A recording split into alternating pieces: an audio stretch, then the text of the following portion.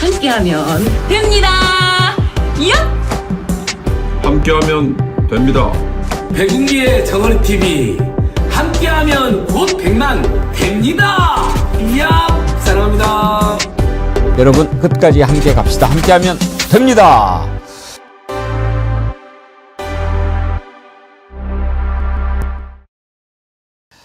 여러분 안녕하십니까? 백운기입니다. 이름을 바꾸겠다는 국힘당이 지금 한동훈 제명을 둘러싸고 대혼란에 빠졌습니다. 이러다가는 이름이 두 개 생길 판입니다. 하필이면 윤석열한테 사형을 구형하는 그날 심야에 무슨 짓 하는 걸 좋아하는 당답게 새벽 1시에 한동훈 제명을 의결했지요. 사형 구형에는 입을 닫고 살모사처럼 자신을 키워준 윤석열을 물어뜯고 잡아먹는 한동훈도 한동훈이지만 한때 그 뒤를 졸졸 따라다녔던 장동혁도 이제는 그 자리를 지키기 위해서 지금 당이 어디로 가야 할지 갈피조차 잡지 못하고 있는데 정적 처내기에만 혈안이 돼 있습니다. 자신이 날아갈 처지가 되자 한동훈은 자신에 대한 제명을 또 다른 계엄이라고 불렀는데 그거 아무데나 붙이는 말 아니죠. 아무튼 이제 그 당은 하루빨리 역사에서 사라지는 것만이 정답이라는 생각이 듭니다. 생방송 백운기의 정치 1번지 출발합니다. 정어리몰 6포 인기가 식지 않고 있지만 오늘까지만 제가 소개해 드리도록 하겠습니다. 준비한 물량이 이제 얼마 남지 않아서도 있고요. 차후에 또 물량 수급하게 되면 정어리몰에서 또 소개를 해 드리도록 하겠습니다. 내일부터는 또 기가 막힌 제품이 또 하나 준비가 되는데 기대해 주시고요. 정어리몰 6포 맛있는 이유가 있습니다. 드셔보시면 알고 또 드셔보신 다음에 리뷰를 달아주시는 분들이 많은데 다 한결같이 말씀하시는 게 왜 이렇게 부드럽고 맛있냐. 그런데 다 이유가 있습니다. 부드럽고 맛있어서 손이 자주 간다. 이런 리뷰 많이 달아주시는데요. 자신 있게 드셔보신 분들이 또 권하고 그러니까 맛있게 드시기 바랍니다. 더 잘게 다지는 공정을 거쳐서 이렇게 부드럽고 맛있다는 거예요.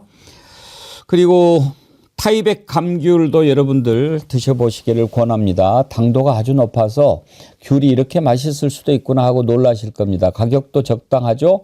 5kg 한 박스에 25,900원에 무료 배송이라고 하니까요. 이럴 때 맛있게 드시기 바랍니다. 정어리몰 전화로도 주문하실 수 있습니다. 1551-3158 전화 주문하시면 친절하게 주문 접수 도와드릴 겁니다. 내란 청산의 그날까지 선글라스가 괜찮았습니까? 그리고 내일 저녁 6시에는 이슈 1번지 공개합니다. 여러분 요즘에 이제 주식시장 오늘도 기록을 지금 경신했던데요. 4,743. 야 대단합니다. 20.82% 올라갔는데 포인트가 올라갔는데 대단합니다. 그리고 이럴 때 주식이 이렇게 올라가는데 나는 사야 돼 말아야 돼 팔아야 돼 말아야 돼. 부동산은 또 이렇게 궁금한 분이 많으셔서 두 경제 전문가 모시고 내일 6시에 이슈 1번지 할 겁니다. 안진걸 민생경제연구소 소장님 그리고 광순의 복덕방 대표 이광수 대표와 함께 저 타이틀 바꿔야 되는데 4,700 돌파. 여러분은 웃고 계십니까? 웃는 분도 계시고 속이 쓰린 분도 계시고 그러실 텐데요. 오늘 밤 8시 영문본색 내일 저녁 6시 이슈 1번지 많이 시청해 주시기 바랍니다. 자, 내일 저녁에도 뵙겠지만 오늘 나오셨습니다. 안진걸 민생경제연구소장님 어서 오세요. 예 안녕하십니까. 제목을 코스피 5,600으로 하시죠. 5,600. 코스피 5,600. 예. 아직 주식 투자 안 하고 뭐 하고 있나? 지금 해도 돼요? 예. 오. 아니 이제 지금 근데 이제 혹시 상대적 조정기가 있을 수 있다는 예측도 있기 때문에 한 발 빼네. 이제 꼭지에서 사면 혹시 예. 피해를 보시면 왜냐면 이 주식은 본인 책임 하에 항상 리스크가 있고 손해를 볼 수 있다는 것을 늘 염두에 두셔야 돼요. 이게 적금이 아닙니다, 여러분. 절대 불안전 판매하면 안 되고요, 제가요. 저만 해도 지금 29.3%의 수익률을 기록했네요. 그러셨어요. 뭘 샀는지는 얘기하면 안 되나요? 아니 상관없습니다. 네. 저기 ETF 2개하고 삼성전자인데 돈만 더 있으면 삼성을 더 샀어야 되는 건데 이렇게 오를지 모르고. 저는 우리 안진걸 소장님 돈을 많이 벌기를 바랍니다. 왜냐하면 우리 안진걸 소장님처럼 정말 그 귀한 곳에 쓰는 분 안 계시거든요. 많이 벌어서 또 좋은 예. 곳에 많이 쓰셨으면 저도 행복하고 좋겠습니다. 주변도 행복하고 예. 뭐 널리 나눠서 같이 행복하자. 예. 야. 주식이 거기에 기여를 하고 있습니다 요즘에. 어떤 좀 그 우리 애청자님들한테 도움이 되는 그런 말씀 많이 해주시면 알겠습니다. 부탁드립니다. 열심히 준비했습니다. 예, 근데 얼굴이 왜 그렇게 반짝반짝 좋아요? 요즘 이제 살도 좀 빠지고 어허. 그다음에 약속 대련. 예. 지난주에 제가 100년 진곡 드렸잖아요. 백년 진고를 매일 아침마다 먹죠? 저는 예. 그러니까 차로 먹으라 그랬잖아요. 예. 더 맛있다 그랬잖아요. 벌꿀도 이렇게 조금 넘어. 그렇게 보니까 너무 맛도 좋고 향도 좋고 몸에 온기가 솟는 느낌이 확 듭니다. 제가 지난주 목요일부터 우리 패널분들께 예. 새해 힘내시라고 100년 진고 육포 이렇게 드렸는데 다들 육포도 기가 막혀. 그 좋아하셔가지고. 차를 먹으면서 육포를 좀 뜯습니다. 소주 한잔 할 때처럼. 예. 너무 좋아요. 육포도 다 식구들도 다 맛있다고 그럽니다. 예. 우리 신유진 변호사님도 네. 맛있게 드셨나요? 네, 제 얼굴도 반짝반짝 빛나지 않습니까? 빛난다, 저는 빛난다. 정말 이렇게 숟가락으로 이렇게 떠먹는 걸 너무 좋아합니다. 그게 아주 빛납니다, 아주 빛나. 찐득함이 이렇게 쫙 내 몸에 흡수되는 것 같아가지고 차로 마시면은 뭐랄까요? 이거를 이제 시간을 두고 마시는 건데 저는 찐득함을 한 번에 쫙 흡수하고 싶은 그런 기분에 딱 털어넣는데 너무 사람이 활력이 넘칩니다. 그래서 일주일 내내 정말 오늘만에 기다렸어요. 아, 이거 말씀드려야겠다. 이거 갖고 이 백년 진구가 얼마나 좋은지 말씀드려야겠다. 오늘만에 기다렸습니다. 네. 감사합니다. 네. 그래서 이제 지난주에부터 쭉 드렸는데 윤경호 소장님은 지난주에 받아갖고 오늘 안 나와버렸어. 아, 결석을. 일이 있어서 오늘 못 나오시고 우리 정구승 변호사님 어서 오십시오. 네, 반갑습니다. 정구승 변호사입니다. 그래서 제가 특별히 정구승 변호사님 챙겨드렸습니다. 아, 예, 지금 와이프 출산 한 달 남았는데 이제 오. 육아를 아. 위해서 체력을 키우는 한 달? 목적으로 예, 열심히 먹어보겠습니다. 아들이요, 딸이에요? 딸입니다. 축하드립니다. 네, 감사합니다. 축하드립니다. 아, 그러면 첫 딸인가요? 예, 첫 딸입니다. 좋겠다. 이름은 지었어요? 저 그 우당 이회영 선생님의 이름을 따서 정회영으로 지었어요. 그래요.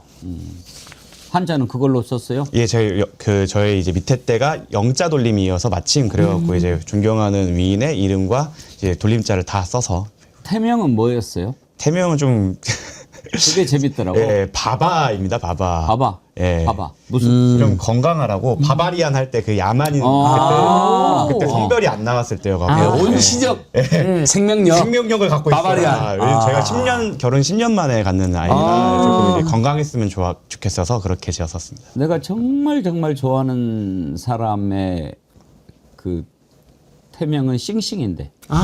싱싱이? 쌩쌩이? 쌩쌩이. 쌩쌩이. 세상에나 정말 그래, 좋아하는데 너무 태명을 몰라. 좋다. 아니 싱싱이가 쌩쌩이가. 예, 자 오늘 첫 번째 이슈 하기 전에 네. 두 분 변호사님 계시니까 그거 네. 한번 여쭤볼게요. 윤석열 사형 구형됐잖아요. 선고를 어떻게 예상하세요? 먼저 신유진 변호사님부터. 저는 뭐 선고는 사실상 이 재판 과정에서 드러났던 그 윤석열의 말도 안 되는 소리와 그 변호인들의 솔직히 그 이렇게 말씀드리기 좀 그렇지만 진짜 폐악질까지 했던 그런 모습들 그런 걸 보면서 이거는 법정 최고형을 검찰이 구형만 해준다면은 사형을 선고하는 데는 문제가 없겠다. 저는 그렇게 생각을 했고요. 지기현 재판장이 끝까지 이제 그 변호인들을 엄청 이렇게 지켜 세웁니다. 예, 뭐 변호인들 프로 정신 덕분에 신속한 재판을 했다라고 하는데 이게 공정하게 재판을 끌어왔다는 거를 더 한 번 더 천명하는 거라고 저는 보여져요. 이 변호사들이 아무도 이 재판 과정에서의 불만은 없겠지. 예, 그걸 확실하게 딱 매듭 지어 놓고 이제 최고형을 선고할 수 있다. 사형 선고하는데 부담을 덜었다. 완전히 덜었죠. 네. 그래서 사형 선고할 것으로 저는 그렇게 예상하십니까? 봅니다. 네. 정무성 변호사님. 저는 당위와 예상을 동시에 하겠습니다. 이거 네. 저는 사형 선고라고 해야 된다고 생각하는데 예. 이유는 오히려 반대로 한번 예측을 해보겠습니다. 그럼 법정 최저형이 무기징역이잖아요. 그럼 법정 최저형을 줄 이유가 있는가? 반성을 하지 않았고요. 거기에 대해 책임을 돌리고 있고요. 오히려 그 수사하는 수사기관이나 아니면 헌법재판소의 결정까지 무시하는 태도를 보이고 있습니다. 그러니까 어떠한 양형 기준으로 보아도 감형을 해주거나 최저형을 줄 이유가 없다. 그렇기 때문에 그 외에 나머지 형인 사형을 구형했고 그렇기 때문에 거기에 대한 사형이 선고돼야 된다라고 생각을 합니다. 그거는 이제 당위고. 아니, 그쵸. 당의자 예상이죠. 왜냐면 예. 감형을 해줄 이유가 없지 않습니까? 그러니까 만약 감형을 할 이유가 없으므로. 최저형을 선고를 하려면 예. 거기에 대한 이유를 붙여야 되는데 그렇죠. 법조인으로서 거기에 이유가 이유를 없으니. 붙여야 돼. 물론 일부에서는 뭐 시간이 짧았다, 피해자가 없었다라고 하지만 이에 대해서는 그 행위를 할 때 그 사람은 시간을 짧게 할 의도도 없었고 피해자가 없게 할 의도도 없었습니다. 그렇게 짧고 피해자가 없었던 이유는 피고인의 행위 때문에 그런 게 아니라 당시 야당의 신속한 대처 그리고 시민들 그리고 그렇죠. 군복 입은 시민들의 성숙한 태도 때문이었지 피의자이자 이제는 피고인이 된 윤석열은 오히려 긴 시간 독재를 목적으로 했고 그리고 피해자가 발생해도 문제가 없다는 식으로 준비를 했었습니다. 그리고 실제로 피해자가 발생했습니다. 변호사 자격증 없잖아요. 없어도 변호사님들을 수십 년 따라다닌 제가 아니 고소고발 그러니까 전문. 자꾸 이자들이 피해가 없다라는 걸 강조하잖아요. 또 미수인 것처럼. 근데 내란 정확히 기수 자행이 되었고 진압이 된 것일 뿐이고요. 두 번째 당일날만 해도 국회 직원들 보좌진들이 수백 명이 크고 작은 부상을 입었습니다. 이건 통계로 나와 있고 그냥 국회 기물이 온갖 파손이 있었습니다. 그 옆에 유리창 깨우들어 이게 피해가 아니 뭡니까? 그 일반 가정집에서 그렇게 해도요. 바로 그것은 주거 침입, 재물 손괴로 구속감입니다. 밤에 무기를 들고 그렇게 하면 그게 이제 특수부 이게 붙어가지고 훨씬 더 가중되거든요. 그러니까 피해가 없다는 것도 거짓말이고 그다음에 뭐 주가 폭락이라든지 계약 취소라든지 뭐 온갖 뭐 무역에서 이런 피해까지 하면 한 보수 언론에서도 300조에서 900조 정도의 경제적 피해까지 이야기를 했거든요. 뭐 국제 신인도까지 하면 더 되겠죠. 그러니까 피해가 없다는 것에 절대 우리라도 말이라도 그거에 대해서는 속아서는 안 된다. 예. 변호사 자격증은 없지만 우리 안진걸 소장님 법대 나왔어요. 아, 그럼요. 예, 알고 있습니다. 네. 이 더러운 정권에서 판검사 안 하겠다고 시민 운동에 뛰어드신 그렇죠. 거죠. 네. 감사합니다. 방금 속보가 하나 들어왔는데 이제 내일 윤석열 체포 방해 혐의 맞습니다. 1심 선고가 네. 있지 않습니까? 네. 그런데 법원에서 중계를 허가했다고 합니다. 그것도 실시간 송출로. 야. 예. 되게 이제 실시간으로 안 하고 걸러가지고 하고 그렇죠. 편집해갖고 내보냈잖아요. 네. 네. 그런데 백대우 부장판사가 이거 다 국민들 보게 하자. 이렇게 한 것 같습니다. 자신감 있으니까 그런 거 아닐까요? 그것도 그렇지만 그 재판 과정에서는 민감한 사항이나 아니면은 뭐 공무상 비밀 같은 게 누설될 수 있기 때문에 지연 중계를 했는데 선고 같은 경우에는 어차피 판결문은 공개돼야 되는 것이고 그리고 거기에 역사적 의의가 있다고 생각을 해서 생중계를 결정한 것으로 보입니다. 그러면 네. 내일 선고도 한번 예상해 볼까요? 저는 7년형에서 10년형 사이인데 아마 7년형에 가깝지 않을까 생각을 하고 있습니다. 7년에서 10년. 구형이 10년이었죠. 근데 이제 10년이 5년, 3년, 2년 다 합쳐서 이게 10년인 거거든요. 예. 네, 각각의 형이 합해지면 10년인 것인데 글쎄요. 저는 일단은 체포방해가 단순히 체포를 뭐 방해 그 정도가 아니라 뭐 총기를 오히려 발사 가능성에 대한 이야기를 계속하고 이제 자신에 대한 경호처를 완전 사병화시켜서 경찰과 거의 뭐 작은 전투까지 일어날 수 있었던 그런 일촉즉발의 상황을 만들었기 때문에 저는 그 부분에 대해서는 최고형이 선고돼야 된다고 봅니다. 구형만큼 선고가 돼야 된다고 봅니다. 사실상 뭐 사형이 곧 선고될 사람인데 5년, 3년, 2년 이게 뭐가 의미가 있겠습니까? 그렇지만 이게 선고되는 첫 재판이기 때문에 재판장이 게다가 또 실시간 생중계를 하겠다. 왜냐하면 재판장이 여기에 공개되는 내용이 모두 다 통제될 수 있는 상황이기 때문에 그 실시간 생중계를 허용한 거고 그리고 무엇보다도 이 판결문에 한치의 부끄럼 없고 자신이 있으니까 생중계를 본인이 하겠다고 한 거 아닙니까? 그런 것 네. 같더라고요. 백대 부장판사 재판 진행을 가장 모범적으로 단호하게 또 아주 엄정하게 그리고 재판 중계까지 생중계함으로써 그 결말을 온 국민이 알게 해주려고 단단히 마음을 먹었고요. 저는 아까 그 직위원도 참 재밌더라고요. 마지막에 변호사들 엄청 칭찬합니다. 창피할 정도로 레크레이션 강사 오늘 레크레이션 다들 너무 잘했어요. 뭐 이런 정도로. 근데 그게 저는 저도 그렇게 신임 변호사한테 복선으로 읽혀지더라고요. 니들이 해라는 거 내가 다 봐줬고 니들에게 이렇게 친절하고 내가 온 국민에게 지탄을 받을 정도로 그리고 마지막까지 니들 내가 칭찬한다. 하지만 헌법과 법률에 따라 딱 이야기하잖아요. 증거에 따라 사형 선고를 할 것 같더라고요. 직위원이도요. 오늘 한동훈 제명부터 다루려고 했는데 재판 이야기 나온 김에 윤석열 얘기를 좀 해볼까요? 윤석열 마지막에 최은희 수술하는 거는 재판부가 좀 늦게 육성을 공개한 것 같아요. 맨 처음에는 앞부분이 다 녹취가 나왔는데 그날 밤에, 그러니까 어제는 별로 우리가 못 들어봤는데 이제 어제 전문이 공개가 됐습니다.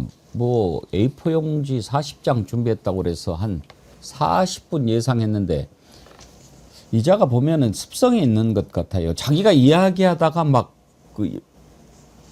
못 참는 거예요. 네. 그러니까 완전 뭐 터지듯이 1시간 뭐 반 이상 했다는 거 아닙니까? 혼자서. 근데 혼자서 막 맨 처음에는 흥분하고 뭐 있다가 막 나중에는 막 책상을 치고 뭐 미친 짓을 하던데 참 저는 한동훈도 그렇고, 한동훈도 지금 이제 당원 게시판 가지고 난리가 났는데 당원 게시판 관련해서 지금까지 한동훈이 사과 한마디 하지 않았어요. 그리고 이제 뭐 계엄이니 뭐니 이런 얘기를 하는데 내란을 저지르고 지금까지 윤석열이 사과 한마디 하지 않습니다. 이거 보면서 검사들은 사과라고 하는 것을 하면은 죽는다고 생각할까?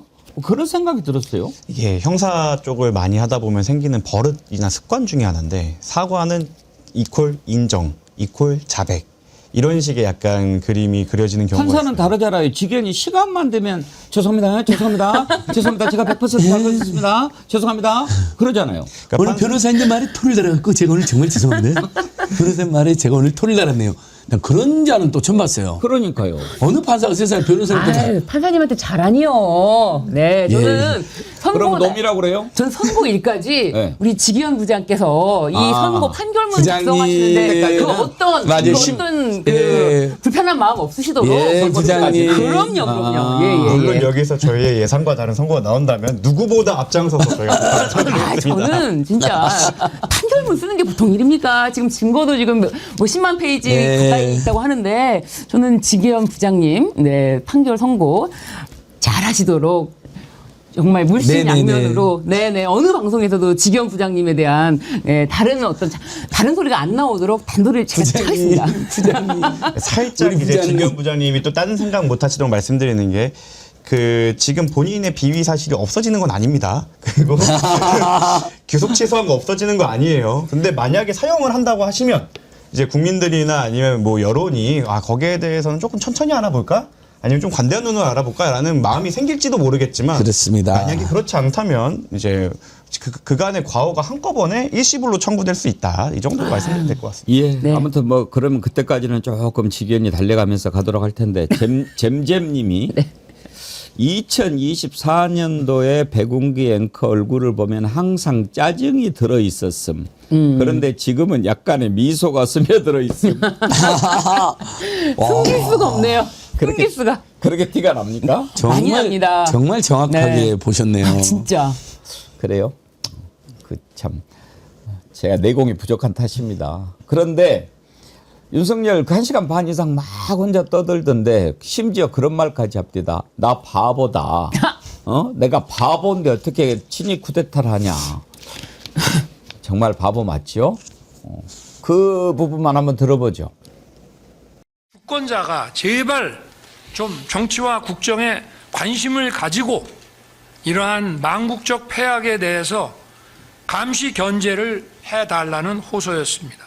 국회에서 절대 다수 의석을 가지고 있는 민주당의 호루라기에 맹목적으로 달려들어 물어뜯는 이리떼들의 모습이라는 생각이 듭니다. 뭐 개헌을 해가지고 장기 독재를 한다고요? 그거 정말 저 미리 알려주시지 그랬습니까? 어떻게 하는지 좀 배워보게. 그러니까 이런 바보가 어떻게 친위 쿠데타를 합니까? 친위 쿠데타 할 정도 되면은 눈치가 빨라야죠. 국법위도요 국회 해산하고 만든 겁니다. 국회 해산하고 개헌을 어떻게 할지가 서야 국보위를 어떻게 만들지가 나오는 것이고, 김용현 장관이 제 방에 오지 않았으면 여기 조지호 청장이나 김봉식 청장이 뭐 이런 식의 지금 어려운 상황에 처해 있지 않았을 텐데. 이제 또 부하타까지 하는데 저는 윤석열 선고 받고 혼거방에 있으면 좋겠어요. 안진걸 소장님은 수감생활 좀 해보셨죠? 예. 좀 저런 자들은 혼거방에서 좀 교육 좀 받아야 되잖아요. 홍고방에서 이제 흔히들 말해 이제 우리가 거기서는 뭐 자범이란 말도 쓰는데 자범들은 혼나야 됩니다. 너 정신 차려 그러면서. 그래야 말이라고 저걸 씨부립니다. 그 마지막 순간까지 반말, 도리도리, 그다음에 저열한 표현들, 김용현한테 책임 떠는 게 저 너무 부끄럽고 창피하더라고요. 온 국민이 아마 저걸 봐야 됩니다. 저는 앵커님의 의견에 처음으로 반대 의견을 내보이는데 예. 독방에 있어야 된다고 생각합니다. 제가 취재를 한번 해봤어요. 독방에 있다가 이제 수감을 하다 나온 사람한테 물어봤는데 이게 처음에는 되게 편하고 좋대요. 독방이. 예, 왜냐면 딴 사람이 없으니까. 예. 근데 너무 힘들다고 합니다. 말할 사람이 없어서 특히 저렇게 말하기 좋아하는 사람들은 말할 사람이 없으면 제일 큰 벌이네요. 너무 힘들다고 하는데 지금에야 변호인 접견하니까 뭐 9시부터 4시까지는 그나마 사람이랑 얘기를 하지만 이게 재판이 어느 정도 종결되고 이제 종결이 되면 다 지방교도소로 이제 보내지거든요. 그럼 접견 오기도 힘들어요. 거기서까지 독방으로 있으면 그 자체로 미칠 것 같다고 합니다. 아무도 얘기를 해주지 않아서. 우리 안진걸 소장님께서 독방과 홍거방을 다 경험하신 예. 분입니다. 다른 사람을 경험을 내기할 필요가 없어요. 여기 직접 모든 걸 경험하신 분이세요. 대기방에 있다가 홍고방에 갔다가 독방으로 가는데 독방에 있으면 정말 고독하죠.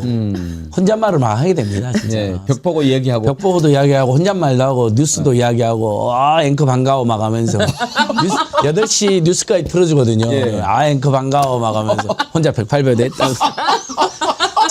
그 잠도 안 오면 이제 니체 짜라투스트라는 이렇게 말했다 책 같은 걸 이렇게 펼치면 그 책 어려운 책은 네. 잠이 싹 니체 너무 어렵게 썼어 하면서 막 혼자만 하게 돼요. 그 굉장히 독방이니까 어떤 사람들은 편하지만 정말 윤석열처럼 말하기 좋아하고 1시간 동안 59분 이야기하고 남을 막 무시하고 짓밟으면서 희열을 느끼는 저런 유의 인간은 독방에 있는 게 어마어마한 그러면 고통이죠. 제가 수정하겠습니다. 예. 저는 말하는 것 보고 저한테 쥐어 펴고 싶어가지고. 그러니까 이제 홍거방 가서도 다른 사람을 막 짓밟을 인간입니다. 아니 뭐 되겠어요? 그러니까 이제 다른 홍거방에 혼날 수도 있는데 가서도 또 저런 짓을 할 인간이에요. 예. 가서 나는 이렇지만 건이가 나가면은 돈이 장난이 아니야 걔가 이러면서 야, 인마 니들이 여기 들어온 거 다 내 부하들이 기도한 거잖아, 인마. 하면서 거기서도 잘난 찰놈이에요. 그러니까요. 근데 그 사형 구형과 관련해서 이제 어제 그 재판정에서 계속 취재를 했던 이분 뉴스에 네. 김대호 기자랑 그 강지호. 강지호 PD 같이 출연을 했거든요. 네. 근데 그분들한테 혹시 사형 구형이 막판에 좀 바뀌었을 가능성이 있을까 하고 물어봤거든요. 네.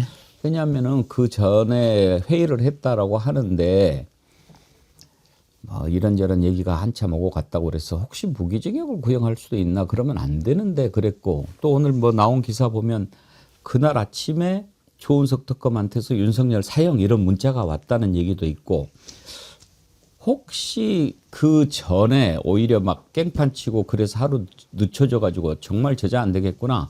그리고 사형을 구형하지 않으면 국민들의 분노를 잠재울 수 없겠구나.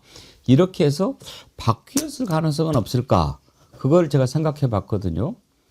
신유진 변호사님 그 가능성 어떻게 생각하세요? 굉장히 예리한 그 의혹이라고 생각합니다. 아, 제가 예리했어요? 네. 실제로도 특검 내부에서는 어차피 사형을 선고해도 실질적으로 집행되지 않는데 괜히 사형을 구형하는 것 자체가 의미가 없다. 그 의미 없는 거를 굳이 구형을 통해서 우리가 할 필요가 있냐라는 의견이 많았다고 하고 그 가운데서 사실상 그래서 무기징역 구형 쪽으로 좀 무게가 실렸는데 조은석 특검이 직접 문구를 수정하면서 일부 문구를 수정하면서 이 부분을 꼭 넣어야 된다. 그리고 전두환 노태우보다 이거는 더 위중하게 엄중하게 벌여야 된다. 그런 부분을 추가하면서 사형으로 구형하는 논거문을 직접 작성했다고 합니다. 그래서 이걸 아예 밀봉을 해서 봉투에 담아서 마지막까지 철저하게 보안을 지켰다고 해요. 왜냐하면 이런 이야기가 조금이라도 미리 새어나가고 야 특검이 사형 구형한대 라는 얘기가 나가면은 또 지지자들이 난동을 부릴까 봐 이걸 철저하게 보안에 붙였다고 합니다. 네. 제가 특검이 종료되면서 활동기간 종료되면서 특검에 있었던 이제 지인들이나 이제 선후배들을 만나고 왔는데 딱 만나자마자 딱 한마디 하더라고요. 야 쇼츠 좀 그만 돌려. 어. 우리 특검이 그 쇼츠 보고 자꾸 뭐 시켜. 그러니까 분명히 무기징역이 내부에서는 어느 정도 컨센서스가 이게 있었던 걸로 있었겠죠. 알고 있습니다. 근데 정어리 TV를 비롯해서 많은 이제 민주 진보 유튜버 분들께서나 이제 거의 법조인들 아니면 그런 분들 나와서 사형 구형해야 된다. 이러한 이유 때문에 그렇다라고 했던 것들이 아무래도 영향을 끼쳤을 거예요.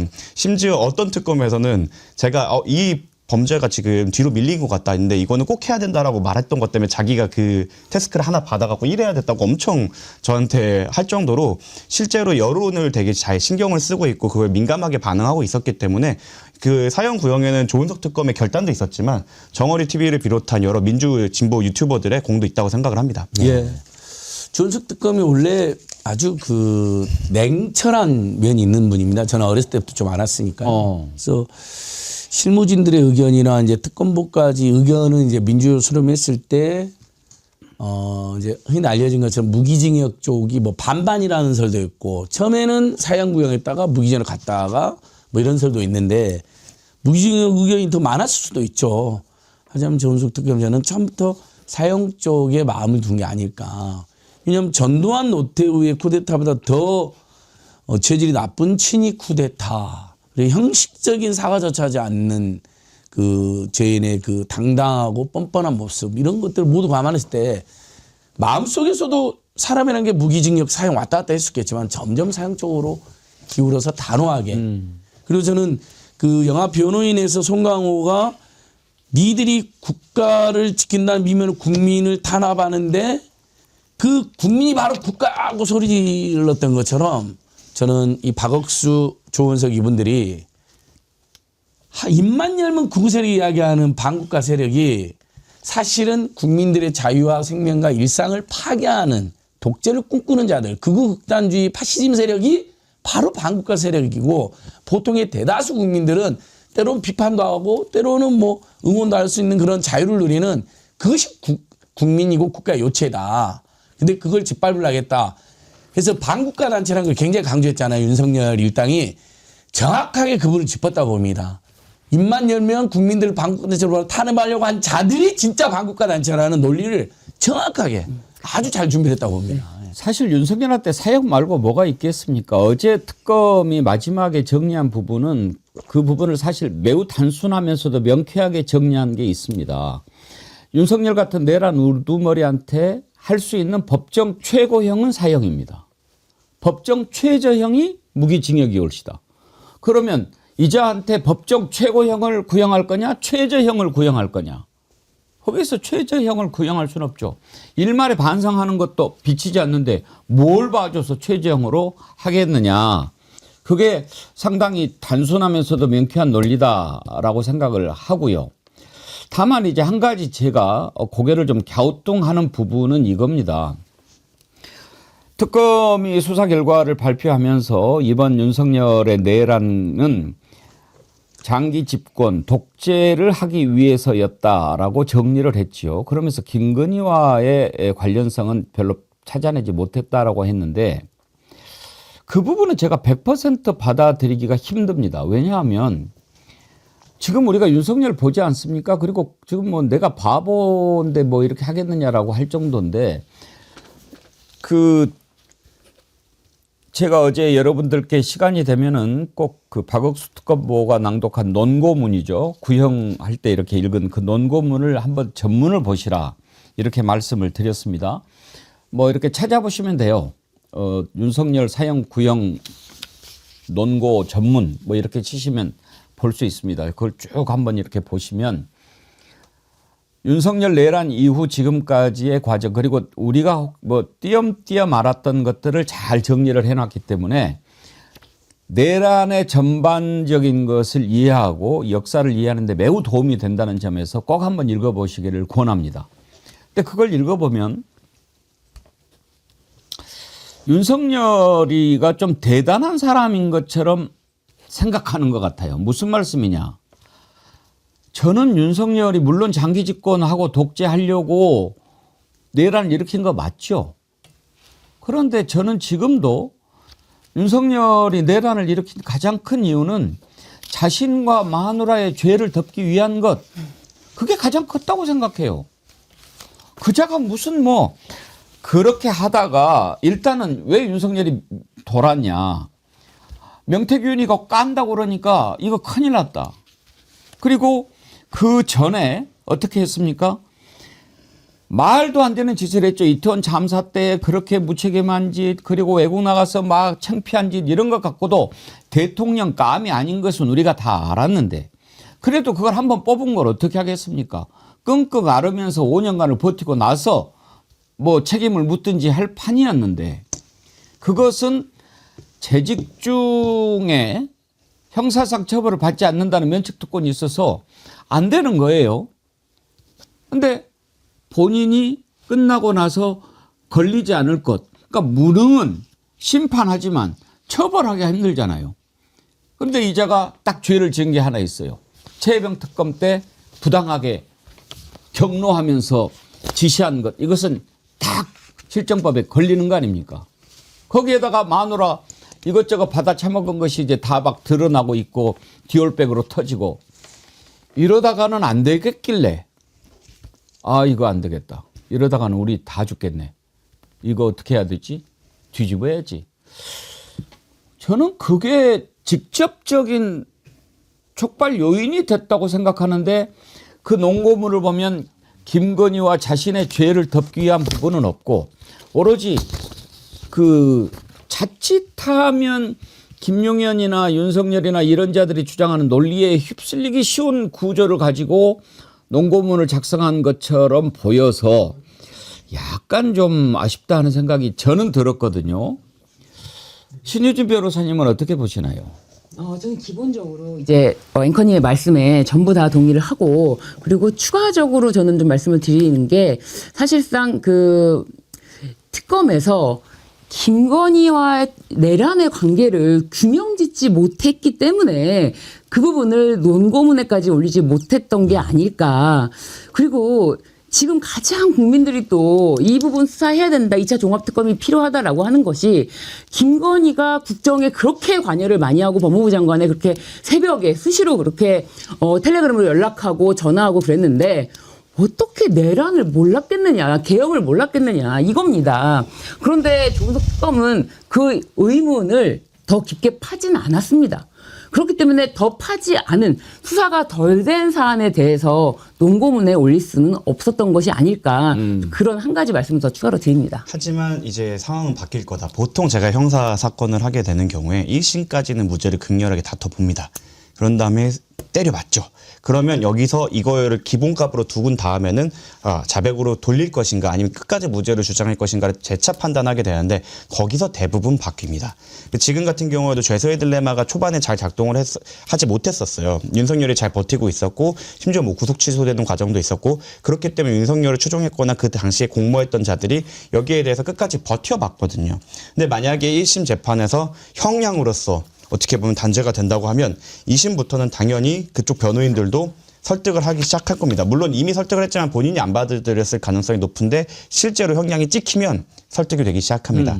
그러면 우리라도 살아야지요 라는 말이 시작된다고 하면 이제 종합특검에 와서 새롭게 수사가 진행될 때 조금 다른 국면이 펼쳐질 것이다.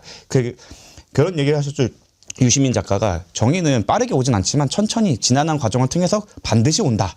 시간이 좀 걸리겠지만 항소심 과정이 우리가 지켜보는데 1심만큼 고통스럽진 않을 거라 생각합니다.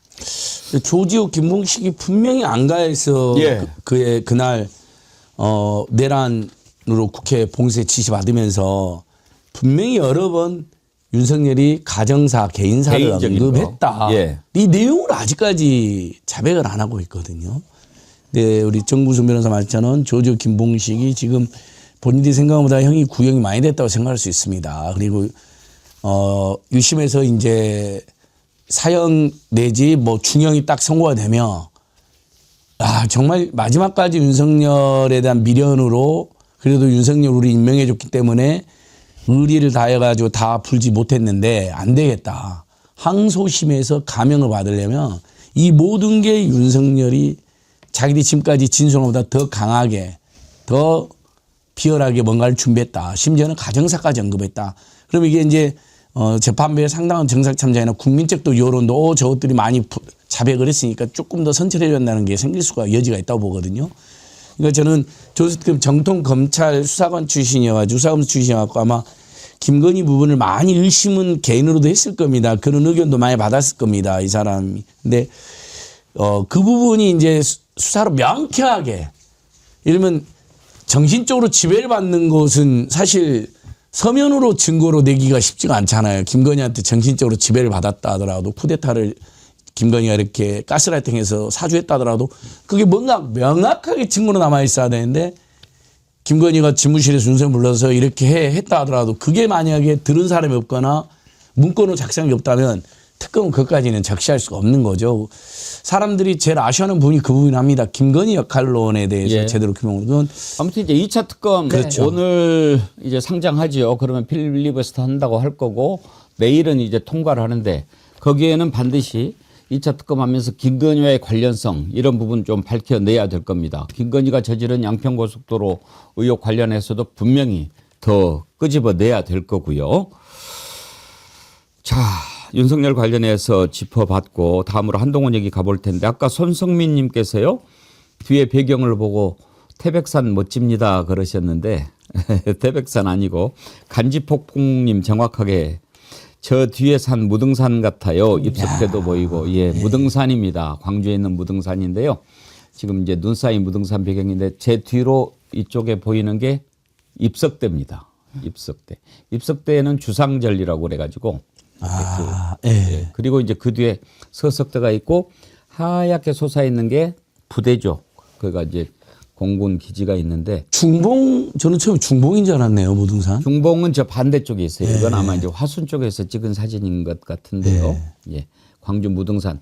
광주 무등산이 그 높이가 1187m인데 세계적으로 인구 100만이 넘는 도시에 1000m가 넘는 유일한 산이에요. 그거 뭐 모르셨죠? 그러니까 되게 이제 뭐 높은 산은 많이 있는데 그리고 또 아주 그 대도시 인구가 사는 데는 그렇게 높은 산이 별로 없는데 인구 100만이 넘는 도시에 1000m가 넘는 산은 광주 무등산이 유일하다. 예, 그 말씀을 드립니다. 우리 민주의 상징 광주시에 또 저런 무등산 어머니 같은 넉넉한 산이 있는 거 항상 좋지요. 자, 국힘당 가봅시다. 이름을 뭐 바꾼다고 하는데 이름 바꾸기 전에 이 당 어떻게 될 것 같기도 하고 이러다가 이름 2개 준비해야 되는 거 아닌가 싶은데 이런저런 뭐 폭삭 망해수당 뭐 납골당. 나쁘다. 우리 안영걸 소장님 뭐 이름 하나 지어준다면 뭘 지어주고 저는 뭐 일본의 힘당이라고 항상 지어줍니다. 일본의 힘당. 힘당. 아. 일본의 실제로 국민의힘이라고 하는 구구파 조직이 있습니다. 그래서 일본의 힘으로 바꿔라. 예. 정구승 변호사님도 생각해 놓은 거 있어요? 아유, 따로 생각해 놓은 건 없지만 뭘 하든 놀림감이 되는 건 틀림이 없다. 지금까지 자기네들의 당을 영어로 번역했을 때 보면 다 이상했거든요. 이번에도 그런 비슷한 참사가 일어나지 않을까 예상해 봅니다. 근데 이제 그 당은 일단 이상하지요. 저 당을 저 지경으로 만든 자가 누굽니까? 윤석열이죠. 그런데 그거를 자르지 못하고 어게인하고 있어요. 그것도 뭔가 그것도 이해가 안 되고. 그런데 그걸 또 잘못했다고 하는 사람을 또 자르고 그 사람은 또 이랬다가 저랬고 제가 몇 번 말씀드리죠. 장동혁이는 계엄 해제 찬성했다니까요. 그러니까요. 그랬다가 나중에 탄핵을 반대했다니까요. 일관성이 없잖아요. 왜 일관성이 없습니까? 헷갈리시죠? 제가 보기에는 일관성이 있어요. 어떤 일관성이냐. 가치나 이념이나 이런 게 없고 오로지 그냥 권력만 쫓아가는 일관성인 거예요. 그때는 한동훈 쫄개였거든요. 사무총장인가 했어요. 근데 한동훈이가 개헌 반대하니까 그냥 가서 반대한 거예요. 그랬다가 이게 이쪽으로 가니까 이쪽이 권력이네 하고 그쪽으로 그냥 갔다가 그 힘으로 지금 대표됐는데 그 몇 명도 안 되는 대표 자리 지키기 위해서 한동훈 다시 돌아오면 자기가 쫓겨나니까 그걸 자르려고 하는 겁니다. 장동혁이가 대표가 돼가지고 한 게 뭐가 있습니까? 아무것도 없잖아요. 그냥 한동훈이 자르는 데만 혈안이 돼 있는 거죠. 원래도 좀 이상한데 저는 요즘에 장동혁 얼굴 보면은 눈이 그 약간 그 뭐라고 표현해야 되나, 살기라고 해야 되나, 광기라고 해야 되나, 이렇게 돼 있어요. 뭔가 정상이 아닌 눈빛이죠. 그래서 다른 때도 아니고 윤석열 사형 구형한 그날 그러면은 그때 다 모여가지고 국민들 앞에 그 잘하는 사죄 절을 한다든지 우리가 잘못했습니다라고 한다든지 그래야 되는데 그때 한동훈 제명이나 하고 앉아 있어요. 뭐 하자는 짓입니까? 한동훈은 가만히 있겠어요? 한동훈이 뭐 기자회견을 했습니다. 한번 들어보죠. 계엄을 막고 당을 지킨 저를 허위 조작으로 제명했습니다. 헌법과 민주주의를 파괴하는 또 다른 계엄이 선포된 것입니다. 국민, 당원과 함께 이번 계엄도 반드시 막겠습니다. 조작이 드러나니까 조작은 본질이 아니라고 하고 또 그런 식으로 말을 바꿔가고 있잖아요. 이 문제는 우리 좀 솔직해집시다. 이 문제는 장동혁 대표가 계엄을 막은 저를 찍어내기 위한 일을 하고 있는 것이다. 계엄을 저런 데다 갖다 붙일 일인가 싶기도 한데 네. 어때요? 뭐 삼척동자도 다 알만한 일 아닙니까? 왜 장동혁이 한동훈을 자르려고 합니까? 장동혁이 당대표가 될 때부터 그거는 숙명이었습니다. 그건 반드시 한동훈을 쳐내라는 그 많은 당원들의 염원을 담아서 장동혁이 당대표가 됐기 때문에 뭐 한동훈 좀 빼줘라. 그 국민의힘 당 내부에서는요. 진짜 글쎄요. 이제 일반 국민들이라든지 아니면 민주당 지지하시는 민주시민들과는 달리 한동훈에 대한 그 미움의 정도가 굉장히 농도가 짙습니다. 그래서 이게 오히려 뭐 다른 데서는 한동훈에 대한 뭐 지탄하는 시위야 이런 게 없지만 국민의힘 당사 앞에는 항상 한동훈에 대한 비판 시위가 있고 한동훈을 잘라내지 못하는 당대표에 대한 비판 시위가 항상 있는 것입니다. 그렇기 때문에 뭐 장동혁으로서는 이제 숙제 하나를 끝냈다라고 보여집니다. 제가 어저께 저 기자회견 바로 네. 직전에 박주민 의원하고 같이 이제 오세훈이 너무나 무능하고 무책임하고 무모하게 서울시내 버스 파업 사태를 방치하고 내가 규탄 기자회견을 하러 갔거든요. 들어갈 때부터 한동훈 지자들 꽤 있더라고요. 근데 제가 기자회견 끝나고 이제 한동훈 지자들 보고 국회 앞에 왔거든요. 국민의힘 앞에는 더 많은 한동훈 제명파들입니다. 제명파. 국민의힘 내부 분위기는 의원들도 사실은 극소수만 남아있잖아요. 한동훈이 탈당을 못하는 이유가 따라 나오겠다는 의원이 하나도 없어요. 기자회견에는 한 뭐 대여섯 명 붙어있긴 했어도 그 정도로 세도 약하고 그다음에 결단력도 없습니다. 근데 뻥은 잘 쳐요. 자기가 그냥 과잉징계 당한 것을 무슨 계엄이라고 합니까? 그러니까 자기가 이 세상의 주인공이 중심이니까 나를 또 윤석열이 국민한테 계엄하고 나를 또 장동혁이 계엄했다 해서 자기를 영웅시하는 거예요. 희생의 서사, 자기 연학이 너무 쩔어요. 자의식 과잉입니다. 예, 그러니까 자의식 너무 과잉이니까 설득이 떨어지는 거냐. 네. 이러면 불쌍한 표정 지으면서 내가 이 당을 사랑하는데 나를 왜 내쫓으시려고 합니까? 우리 가족들이 게시판에 글 좀 쓴 게 이렇게까지 당할 일입니까 하면 사람들이 약간의 동정이라도 갈 텐데 이걸 또 막 계엄이라고 몰아가고 이걸 가족들이 그런 데서 찌질하게 글 쓰고 동원하고 그건 잘못된 거죠. 그건 미안하다 말 한마디를 안 해요. 이 정치검사 출신들은. 그러니까 설득이 확 떨어지니까 정말 고립무원이에요. 국민의힘 당사 앞에는 훨씬 많은 사람들이 맞습니다. 한동훈 제명이라고 집회를 하고 있다고. 지금 한동훈의 프레임에 조금 넘어간 부분이 있는 게 제가 이제 그 단계 게이트를 처음 단독 기사를 낸 이정주 기자와 방송을 많이 하면서 공부를 많이 했습니다. 근데 이거는 가족들이 뭐 익명에 기대어 뭐 윤석열과 다른 정치인들을 비판한 사건이 아닙니다. 그 사람들의 명의를 누군가 도용하여 여론을 조작한 거죠. 그거 자체로 사실은 업무방해가 구성될 가능성도 있고 더 문제는 이게 문제가 터졌을 때 당시 당대표였던 한동훈이 있던 당대표실에서 이거에 대한 조사를 막았다는 점입니다. 그거를 당 차원에서 이거에 대해서 문제가 터지고 언론 보도가 나자 이거를 확인해 보려고 했는데 잠깐만요. 가족이 쓴 게 아니라고요? 그거를 한 IP에서 동시간대에 5명이 쓰는 건 물리적으로 불가능합니다. 가족이 썼다는 것은 한동훈이 인정하지 않아요? 가장 싼 걸 끄는 거죠.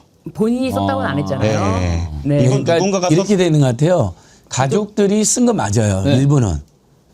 근데 한동훈 이름이라든지 몇몇 또 도용도 있는 것 같아요. 아니요, 정확히 아니, 그건 얘기하면 한동훈의 주장입니다. 한동훈의 그치. 저것도 한동훈의 주장입니다. 프레임입니다. 정확히 얘기하면 주장입니다. 가족들의 명의의 아이디로 쓰여진 건데 예. 그 5개의 아이디가 동일한 시간대 한 IP에서 썼다는 겁니다. 이건 한 사람이 썼다고 봐야 되는 게 저는 그렇게 추정하는 게 당연히 합리적 추정이라고 생각을 합니다. 그 수많은 글들을 그 나이 많은 장인어른이랑 장모님이랑 다 같이 모여 썼다고요? 그거는 이상하죠. 잠깐만 나도 잠깐 쓸게. 네. 쓰고 나도 잠깐 쓸게. 쓰고. 근데 아무튼 가족들이 일부 쓴 건 사실이에요. 그것도 저는 아니라고 생각을 합니다. 그럴 그거는 수도 분명히 있고. 누군가가 총대를 그렇지. 내고 그러면 한동훈이 그렇게 뒤에서 배우를 하면 또 들어봅시다. 이야기가 달라지는 네. 거죠. 저는 지금 가족이 쓴 것을 지금 뭐 본인이 부끄러워서 탄론할까봐 안 밝혔다라고 생각하는데 지금 정구승 변호사님이 보는 것은 전혀 지금 본질이 좀 다른 예, 문제예요. 그러니까 왜 저렇게 미안하다는 말 한마디만 하면 끝날 사안인데 왜 사과를 안 하느냐라고 하는데 그 프레임 자체가 한동훈의 프레임입니다.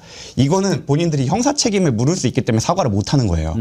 아까 말씀드린 대로 그 가족들의 명의를 도용하여 여론 조작을 시도했기 때문에 이건 형사적인 문제고 그렇기 때문에 거기에 대해 인정을 못하고 마지못해 가족들이 썼다라고 변명을 하는 겁니다. 그러면 왜 그 부분을 윤리심판원이나 그 당무감사위원회에서 밝히지 않습니까? 당무감사협회에서 그거를 뉘앙스를 줬죠. 같은 IP에서 동시간대에 엄청 많이 작성을 했다. 그리고 이정주 기자 취재에 따르면 아까 말씀드린 대로 이거에 대해 당시 문제를 확인을 했고 거기에서 조사를 하려고 하는데 당 대표실에서 연락이 와서 조사를 막았다. 이것도 이 자체로도 또 하나의 사법 처리 대상이 될 수 있습니다.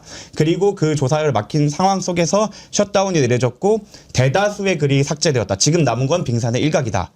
그것까지 있었기 때문에 이거는 일반적인 그냥 가족들이 뭐 좀 뒤에서 뒷담화했는 이거는 한동훈의 프레임이고 실제로는 형사처벌의 대상이 될 수 있는 문제이기 때문에 한동훈이 절대로 인정하지 못하는 겁니다. 그렇기 때문에 그걸 알기 때문에 장덕혁은 하나씩 약 올리면서 한 칸씩 한동훈을 밀어내고 있는 거고요. 그래서 이정주 기자가 작년 한 1년 몇 개월 전부터 이거 아니면 고소해라 라고 계속 들어와를 시전을 그렇죠. 해요.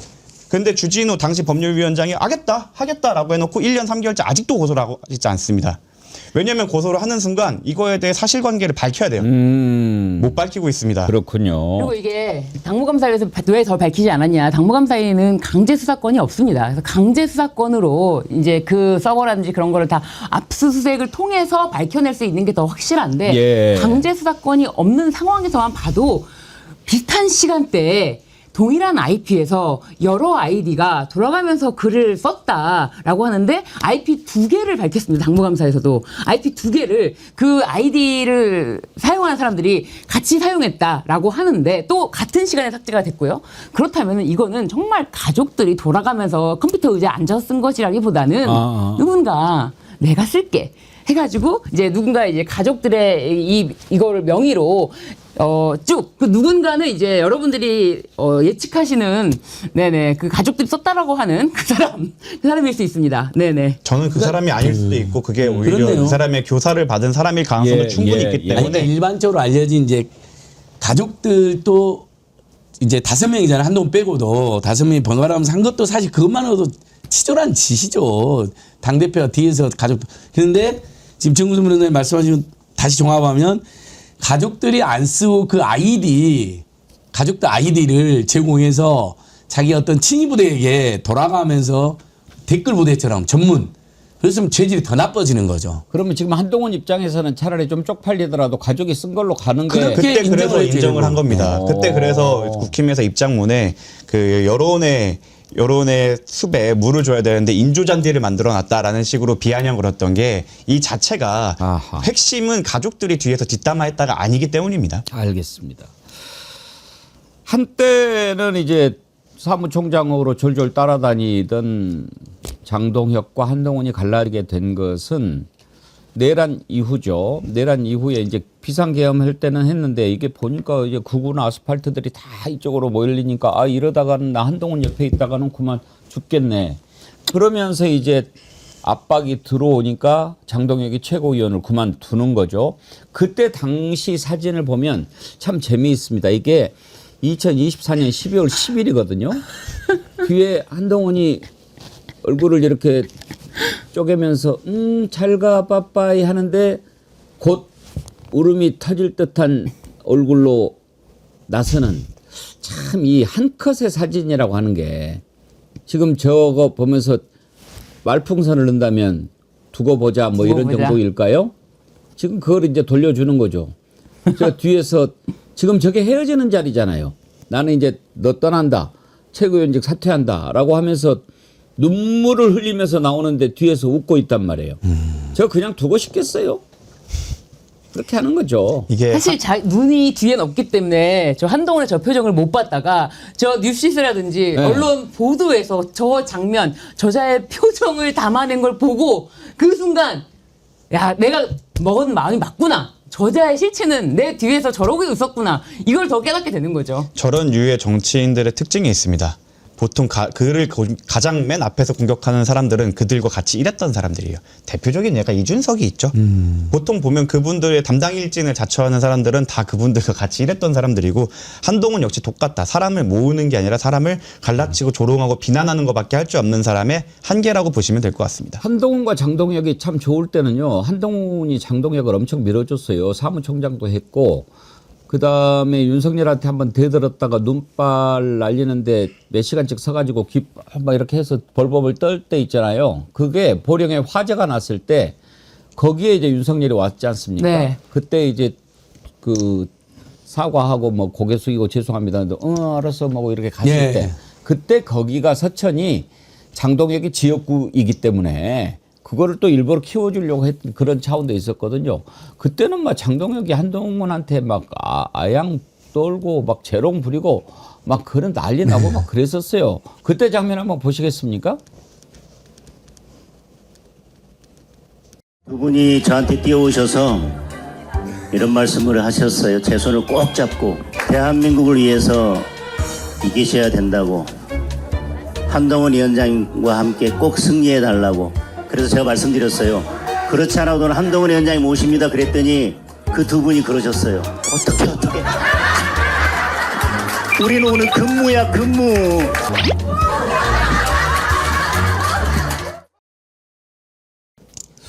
촐랑거리긴 해도 눈빛이 지금 같지는 않네요. 저랬어요. 저랬다가 이제 한동훈을 쳐내야 되는데 칠 게 그거밖에 지금은 안 보이는 거죠. 그래서 이제 당원 게시판 가지고 저렇게 오랫동안 하는데 이제 거기 한 데가 윤리위원회죠. 예. 중앙윤리위원회가 이제 제명 의결을 하는데 이제 재심을 하고 뭐 그렇게 하는데 한동훈이가 나 재심 안 하겠다라고 하고 어제만 해도 장동혁이 입장 바꾸지 않겠다라고 했는데 오늘 아침에 바로 하지 않고 재심의 기회를 부여하겠다. 이렇게 지금 말미를 뒀어요. 한 번 안 하겠다고 한 한동훈이 재심을 신청을 할지도 궁금하고 왜 일주일간 주겠다고 한지도 궁금하고 이건 한번 패널들 의견을 들어볼 텐데 장동혁 얘기를 들어보죠. 윤리 결정에 대해서 한동훈 전 대표는 제대로 소명 기회를 부여받지 못했다고 말씀하고 계시고 또 일부 사실관계에 대해서 다툼이 있다고 말씀하십니다. 한동훈 대표가 재심의를 청구할 수 있는 기간을 부여하는 것이 맞다고 봅니다. 그래서 저희 최고위원회에서는 한동훈 대표에게 재심의의 기회를 부여하고 제대로 된 소명 기회를 부여받아서 이 절차가 마무리될 수 있도록 재심의 기간까지는 윤리 결정에 대해서 최고위의 결정을 하지 않겠습니다. 한동훈은 생각이 없다고 하는데. 네. 정확히 말씀드리면 한동훈은 오히려 소송을 할 생각이 있었고 그거를 검토를 하고 있었을 겁니다.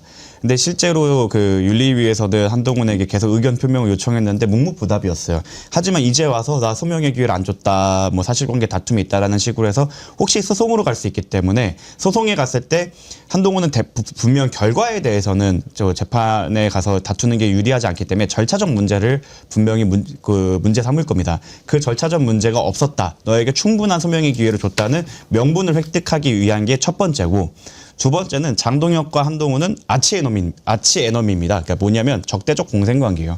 말씀하셨다시피 장동혁은 지금 한동혁 원툴입니다. 그거 말고는 사실은 뭐 윤호개인 말고는 없거든요. 근데 지금 장동혁을 지지하는 세력이 아닌 국힘이어도 한동훈을 제거하는 데 모두 동의하고 있는 상황인데 만약 한동훈이 정말로 제거가 끝나게 되면 장동혁에 대한 다른 이야기가 나오기 시작할 수 있습니다. 그래서 한동훈이 빠르게 제거되면 안 되기 때문에 지금까지 끌어왔던 거예요.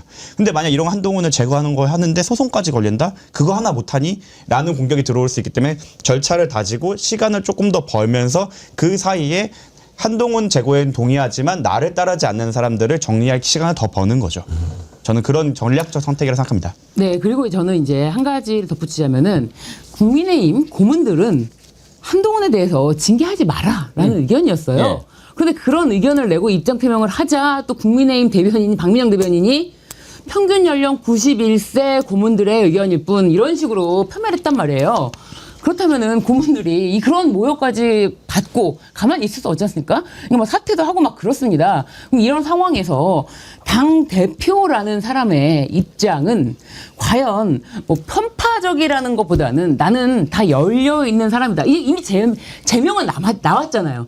이미 의결은 나온 상태이기 때문에 마음 편하게 난 열려있다. 한동훈이 재심 뭐 하려면 하고 그때까지 뭐 급하게 할 일 없다. 그러니까 열려있는 당대표의 모습을 사실상 처음으로 보여준 게 아닌가 그런 생각이 듭니다.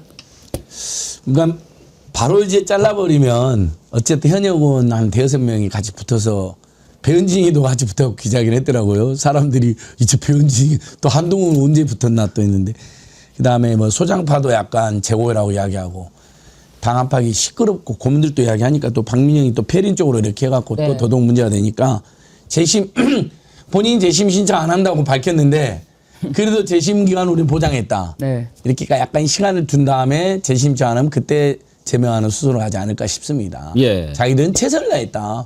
네가 뭐 소명의 기회도 없었다고 아니 그래 그럼 재심해라. 근데 한동훈 씨가 재심 신청 안 한다고 해버렸거든요. 재심을 안 할 것 같아요. 그리고 제명되고 소송으로 가는 전략을 쓰는 것 같습니다. 탈당도 못하고 근데 그렇게 따라 되면- 나올 의원도 없으니까. 그렇게 하면 한동훈은 뭘 얻죠? 전혀 얻을 게 없습니다. 사실상 저는 한동훈이 여기서 소송을 한다? 너무 미련한 거 아닙니까? 이 당원들의 마음이 소송 중인 우리 당의 결정에 소송 중인 한동훈을 다시 받아들인다? 한동훈 지지 세력이 물론 있죠. 그런데 그렇게 해서 다시 한동훈이 들어온다고 당 전체를 장악할 수 있습니까? 없지 않습니까? 그렇기 때문에 소송을 하는 것도 한동훈에겐 남을 것이 없고 그냥 한동훈이 사실상 진짜 정치인으로 거듭나려면 자신의 새를 지금부터라도 자신 뭐 새를 좀 만들 수 있는 그런 토대를 닦아야지 지금 여기 당 그 제명 결정에만 매달리고 있으면은 전혀 미래가 없다. 예. 소송을 한다는 거는 마치 정유미 창원지검장처럼 검사 오래 하신 분들이 행정이나 민사소송 까먹습니다. 감이 없어서 그렇고 이거 소송 가면 질 것 같은데 거기 따라다니는 변호사님도 거의 그 송무 경험이 없는 걸로 알고 있거든요. 그 잘못된 법률 판단을 한 거고 정치적으로도 최악의 선택이다. 그리고 앵커님께서는 이제 내란당이 쪼개지나 이렇게 기대를 하시는데 제 생각은 조금 다른 게 20만 명의 브이로그 하는 유튜버 한 명 없어진다고 해서 당이 쪼개지진 않고 그리고 대부분 그를 따르는 의원들이 비례대표이고 지금 그 지역구가 있는 사람들 중에 한동훈을 위해 탈당할 사람은 저는 없다고 봅니다. 그래서 그냥 한동훈을 공격하는 장동혁을 공격할 뿐이지 한동훈 편이라고 보기는 어렵다고 생각합니다. 그래서 한동훈 씨는 이대로 잊혀질 겁니다. 비단꼼파죠. 가장 옆에 붙은 자가 박정훈이잖아요. 극악무도한 말 일삼는. 근데 송파거든요. 국힘당에 무조건 된다고 생각하기 때문에 탈당하죠. 배현진도 송파잖아요. 둘이가 기자회견 같이 하긴 했던데 탈당하기는 그 이제 탈당한 사람 없다라고 언론 분석이 나오더라고요. 한동훈이 공천을 줬으니까 그런 거죠. 그냥 유튜버 계속 하시다가 점점 잊혀져서 제2의 안철수의 길을 걷지 않을까 생각을 합니다. 근데 그자들은 어차피 한동훈이 공천을 줘서 당선이 됐기 때문에 한동훈이 죽으면 같이 죽고 한동훈이 돌아와야 또 사니까. 아니, 제 생각은 좀 다른 게 장동혁이 죽으면 살 기회가 열린다고만 생각을 하지 한동훈이 돌아와야 사는 건 아니라고 생각할 그렇죠. 겁니다. 한동훈에 대한 비토 정서는 국힘 내부에서 정말 뿌리 깊습니다. 그 한동훈 친한계를 제외한 모든 그러니까 장동혁에게 동의하지 않는 사람들도 한동훈에 대해서는 반감을 갖고 있기 때문에 지금 나서는 배현진 뭐 이런 사람들이 장동혁은 그대로 있다가 내가 공천을 다시 못 받는다라는 건 동의를 하지만 한동훈이 데려간다가 아니라 장동혁이 무너지면 그때 새로운 체제 안에서 살아남자라는 목적을 갖고 있을 거라 생각을 합니다. 딱 이 국면에는 홍준표가 하루에 딱 2번만 맞잖아요. 윤석열, 한동훈 싹 다 정리를 하는 거잖아요. 네. 이게 맞죠. 사실은 국힘당이 살려면 정치검찰. 윤석열 세력, 한동훈 세력, 정치검사 싹 다 정리하고 장동혁도 사퇴해서 비대위로 가가지고 우리 합리적 보수정당하고 지방선거 때 선택받겠다 이건데 그걸 안 하는 거죠. 장동혁이. 왜? 윤핵관하고 손을 깊이 잡아버렸어요. 뭐 이 당 얘기를 오래 하고 싶지는 않습니다만 하도 떠들어서 다음으로 넘어갈 텐데요. 하남 시민님께서 저렇게 편향된 생각을 갖고 일반인들 상식에 벗어난 인간들이 판사였고 이런 자들이 판사로서 옳고 그름을 판단하고 있는 사법부. 사법개혁이 꼭 필요한 이유입니다. 홍길동 은행 사업이 전국 지방선거로 이슈화될 수 있기를 희망해 봅니다. 주변에 어려운 분들이 너무 많습니다 하면서 슈퍼챗 보내주셨네요. 야, 예. 이분이 하남 시민연대 김용춘 대표님인데 누군지 아시는군요. 네, 우리 핵심 정어련이시죠. 예. 백운기 TV 구독 좋아요 운동하시는 분인데 이제 홍길동 은행 은행장도 같이 맡고 계시니까 예. 이제 저소득층들이 이제 긴급 생계비 좀 보내달라고 지금 몇천 명이 또 신청이 들어와고 제가 감사합니다. 보내드리고 있습니다. 예. 우리 최송환님 아프신 정어련님들 건강을 기원합니다. 언능 함께하기를 그러셨는데 예 아침에 이렇게 댓글창에 서로 인사들 나눌 때 보면은 지금 몸이 안 좋아서 고생하시는 우리 정어련님들이 꽤 많으신데 하루 빨리 쾌차해서 함께하시기를 기도합니다. 17,000명 넘게 지금 함께하고 계시는데 좋아요가 7,000여 분밖에 안 되시네요. 어제도 제가 말씀드린 대로 10,000명 채워주셨는데 좋아요 꼭 눌러주시길 바라고요. 혹시라도 보시면서 구독 안 눌러져 있네 하는 분은 구독 눌러주시기 바랍니다. 끝으로 보안 수사권과 관련해서 지금 이제 당과 정부 간에 약간의 이제 이견이 있어서 조율 중에 있는데 일단 이재명 대통령이 가르마를 타줬죠. 당에서 충분하게 수기를 하고 정부는 당의 그 뜻을 따르도록 하는 게 맞다 이렇게 정리를 해 줬는데요. 저는요 항상 뭐든지 원칙과 초심을 지키는 것이 가장 중요하다고 생각합니다. 우리가 검찰을 왜 없애려고 합니까? 그동안 검찰이 어떤 짓을 해왔습니까? 그래서 검찰한테 수사권 주면 안 된다 했잖아요. 근데 자꾸 이제 뒤를 돌아보게 되는 거죠.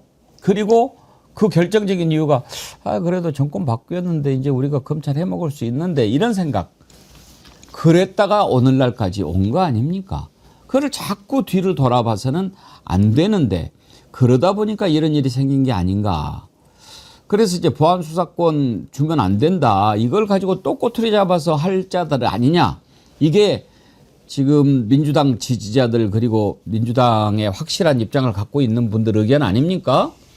그런데 이제 정부에서는 조금 다른 생각을 갖고 있는 것 같아서 이재명 대통령이 정리를 해 준 건데 그래서 지금 대안으로 나온 게 보안 수사 요구권입니다. 그러니까 검찰한테 보안 수사권을 주는 게 아니고 수사는 경찰이 하고 기소 유지는 검찰이 하는데 보안 수사가 필요하다 하면은 보안 수사를 요구할 수 있게 하자. 그러니까 보안 수사를 하는 게 아니고 그러면 되는 거 아닌가. 그리고 그러면 안 해. 그러면 이제 그걸 징계하면 되는 거 아니냐. 이런 아이디어를 냈어요. 정청래 대표 얘기를 먼저 들어볼까요? 정청래 대표 녹취가 준비가 안 됐는데 이렇게 얘기했어요. 보안 수사 요구권은 보안 수사권이 아닙니다. 수사를 할 수 있는 권한이 없어진 상태에서 이런 보안 수사를 해 주세요라고 요구하는 거죠. 이 얘기거든요. 자, 이것은 어떻게 보십니까, 신유진 변호사님? 네, 저 보안 수사권 관련해서는 이번에 나온 쟁점이 아닙니다. 그런데 사실상 지금 중수청법, 공소청법으로는 보안 수사권이 없이도 검사들이 수사 개시부터 그리고 수사 개시를 할 때도 공소청에 통보를 해야 되지만 수사가 좀 이상하다라고 했을 때 수사 중지를 요청할 수도 있고요. 수사관 교체를 요구할 수도 있습니다. 그렇기 때문에 지금 보안 수사 요구권이냐 보안 수사권이냐가 문제가 아니라 아예 과거에 없어진 2013년도에 폐지된 중수부가 중수청으로 거대하게 거듭나고 그리고 대검이 공소청으로 거대하게 거듭나면서 그리고 전문 수사관 그리고 수사 사법관, 정말 이름을 차마 입에 붙지가 않습니다. 수사사법관이라는 이원 체계로 나뉘면서 전문 수사관이라는 지금 검찰 수사관 있지 않습니까? 그 사람들을 훨씬 더 많은 인원으로 보조자, 조력자로 붙여주는 그런 행위를 하는 것이기 때문에 사실 이런 법이 만들어진다면, 지금 제출된 법안대로 법이 만들어진다면 보안수사권 없이도, 형사소송법상 보안수사권 폐지를 하더라도 수사 개시부터, 그리고 지금 검찰은 6개, 6대 범죄만 수사할 수 있지 않습니까? 그런데 9대 범죄로 그거를 또 대폭 늘려놨고, 모든 게 검사들이 중수청과 공소청을 넘나들면서 더 큰 권한이 있기 때문에 추후에 그건 논의하겠다라고 미뤄둔 건 오직 시간 끌기, 시선 끌기라고 저는 보여집니다. 그래서 우리가 그럼 보안수사권 없으면 되는 거 아니야? 아닙니다. 사실상 이 법 자체가 얼마나 졸속으로 만들어졌냐면 자문위원들이 총 16명 중에 6분이 사퇴하면서 기자회견도 하지 않았습니까? 자문위원들이 이 법에 대해서 검토를 할 시간이 없이 금요일 날 모여서 이 법안을 보여주고 월요일 날 기습적으로 이 법안을 제출한 거 아닙니까? 그렇기 때문에 자문위원들은 그러면 우리는 이름만 이용당한 거 아니냐라는 모욕감까지 느꼈다고 합니다. 제가 계속 함께 방송하는 김필성 변호사님도 있는데 자문위원이에요. 근데 같이 사퇴를 하면서 이거는 사퇴를 동참하지 않은 다른 자문위원들에게도 모욕감을 줬을 것이다. 자문위원이 있음으로써 우리가 좀 믿었던 거 아닙니까? 그런데 그런 거 전혀 없이 지금 우리 민주시민들께서는 보안수사권에만 관심이 집중되어 있을 때 허를 찌르면서 우리 수사 개시부터 다 하지. 이렇게 된 거라서 저는 이 보안수사권은 지금 시선 끌기다.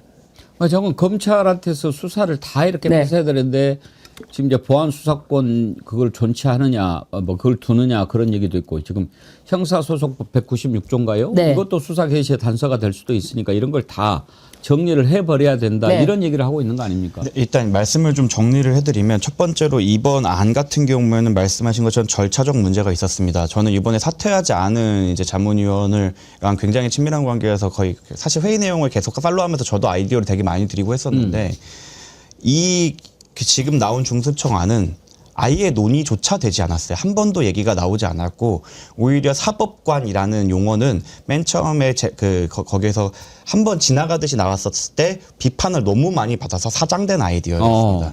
아니, 수사하는 사람이 사법이라는 게 붙으면, 물론 사법경찰관리가 있긴 하지만 사법이라는 거 붙으면 마치 검사들이 과거 자기네들이 스스로 준사법기관, 마치 우리가 반쯤은 판사야라고 얘기하는 것을 강화시켜주는 게 아니냐라는 비판이 정말 내부에서도 많았고, 심지어 저한테 정보를 주신 분은 보안수사권에 대해 찬성하는 사람이었음에도 불구하고 지금 안이 시행되는 절차에 대해서 굉장히 비판적이고 말씀하신 대로 모욕감을 느꼈다고 합니다. 이렇게 갑자기 졸속으로 이 진행이 된 데에는 도저히 이해할 수 없는 게 있고요.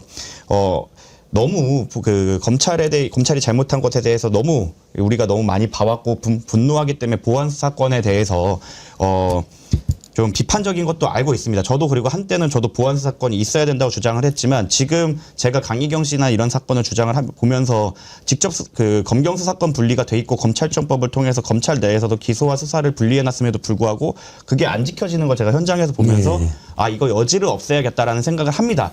하지만 그렇다고 하면 공판을 하는 사람이 공판을 이제 진행해야 되는 사람, 기소를 해야 되는 공소청에서 봤을 때 이대로 가면 무죄가 나온다, 이대로 가면 우리가 기소할 수 없다라고 생각했을 때 추가로 수사를 할 수 있어야 되거든요. 근데 본인이 하는 게 부적절하다고 하니 저는 그래서 요구권이나 보안수사 지시권이 나오는 것은 굉장히 적절한 타협책이라고 생각을 합니다.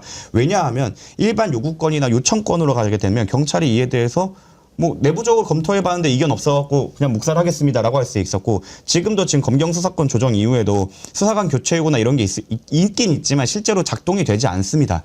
이게 제도라는 게 그냥 상상 속에 놔두는 게 아니라 실제로 어떻게 굴러갔는지 과거를 좀 살펴봐야 되는데, 지금도 징계 요구권이나 수사관 교체 요구가 있지만 실제로 작동이 안 되고 있습니다. 그러면서 서로 핑퐁만 되면서 형사자법 제재가 엄청 길어지고 있기 때문에, 만약에 여기서 중간점에서 만난다고 하면 검사가 직접 수사하는 거에 대한 폐해를 없애고 경찰 또는 중수청에게 수사를 넘기겠다고 한다면, 그게 그 보완 수사를 요청하는 거에 기속될 수 있게 하는 방식으로 한다면 검사가 과잉 수사를 할 때 중수청이나 그 경찰이 여기에 대해 그 증거를 남기고 얘네가 이렇게 요구를 했다. 여기에 대해서 원칙적으로는 기속되되 예외적으로 다툴 수 있게 하는 방식 정도로 만들어 놓는 것이 이게 우리가 보고 있는 특수수사를 제외한 정말 민생 사건에서의 형사사법 절차가 굴러가는 데에 가장 합리적인 안이 아닐까 생각을 합니다.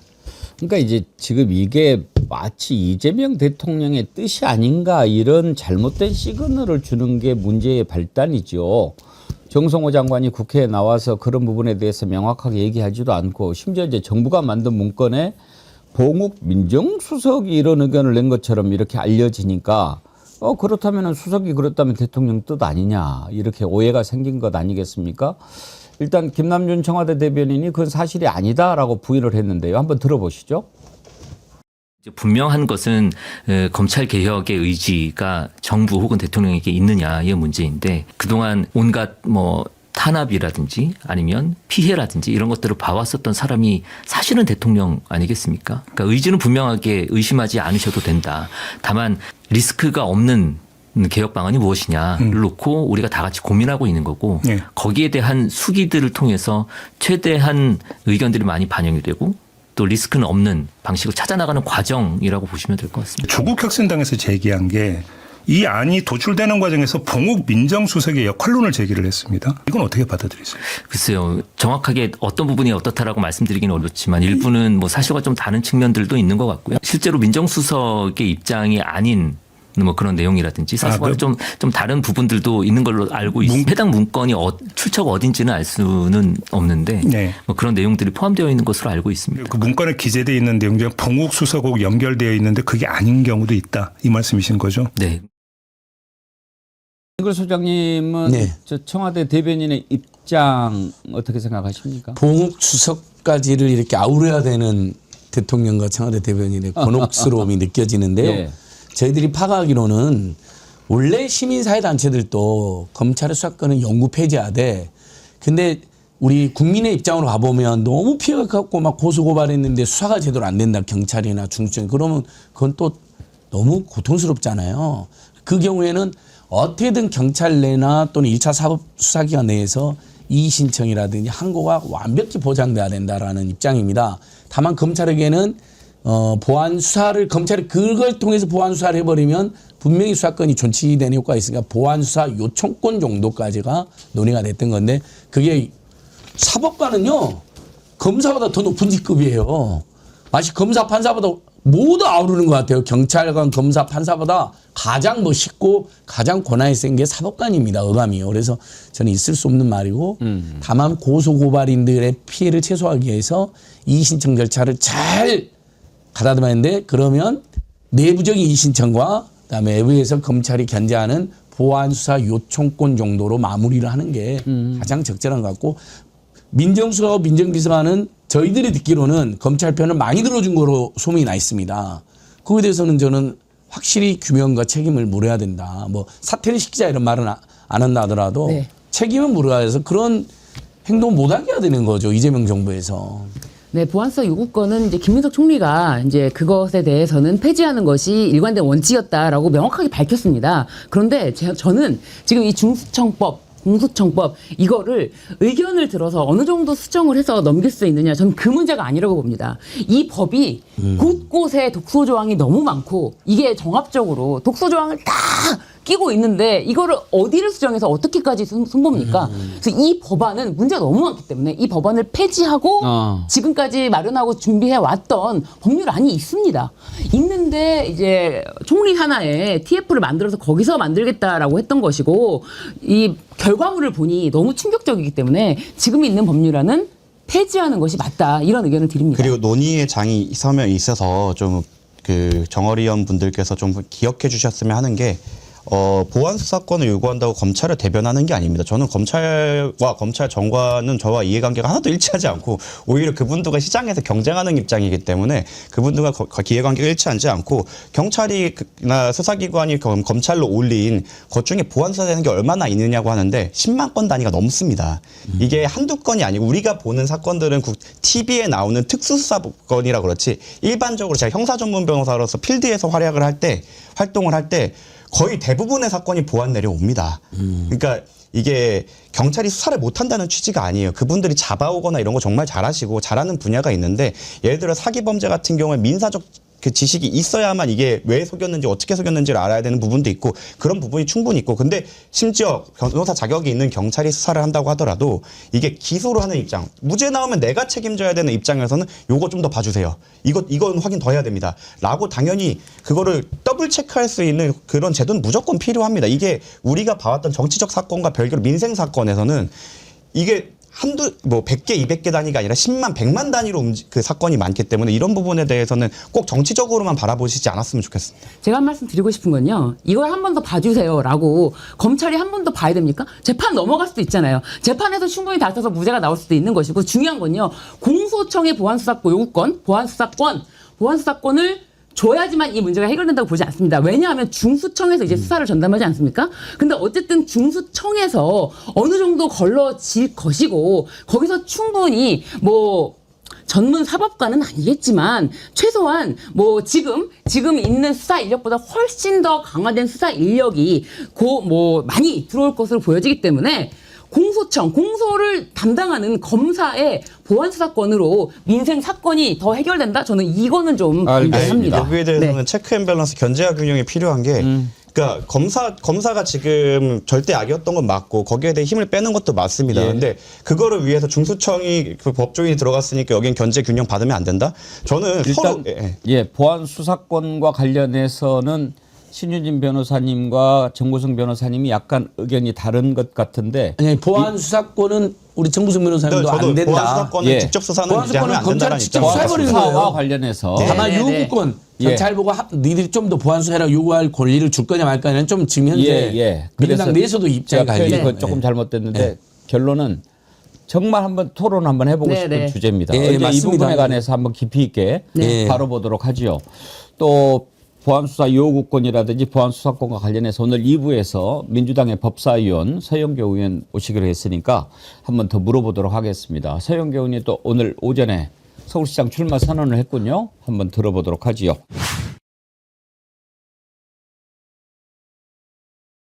서울의 영원한 다리 서영교 의원님 어서 오십시오. 안녕하세요.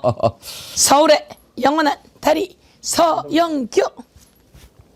서울 시민의 영원한 다리 서영교. 다시 한번 하셔야 되겠어요. 카메라가 저한테 있었어요. 다시 한번. 네. 자, 서울의 영원한 다리 서영교.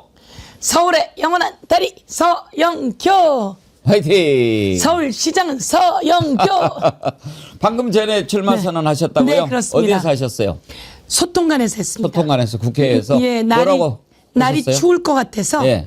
그전 분들은 시청 앞 광화문 이런 데서 했는데요. 그 사진들을 다 갖다 놓고 소통관에서 했습니다. 왜 오늘 하셨어요? 오늘이요? 예. 오늘로 날짜를 잡은 이유가. 챗GPT한테 물어보니까 오늘이 좋다고 오늘이 했어요. 좋다고? 그건 농담이고요. 예. 이제 날이 다가왔고 많은 분들이 출마 기자회견 했고 그리고 또 지금쯤 출마 기자회견을 해야 앞으로 한 2달 정도 열심히 레이스를 뛰고 경선을 하게 될 것 같아서요. 그리고 또 제가 자꾸 시장 가지 말고 원내대표 나오라는 얘기가 많았어. 그러게요. 예. 그래서 확실하게 우선 간다고 보여드리는 게 필요할 것 같아요. 아니 이번에 그런 분들이 많았어요. 김병기 원내대표 하는 거 보고 참 그러니까 진작에 서영교 원내대표 뽑으라니까 막 그런 분들이 많았어요. 많으셨습니다.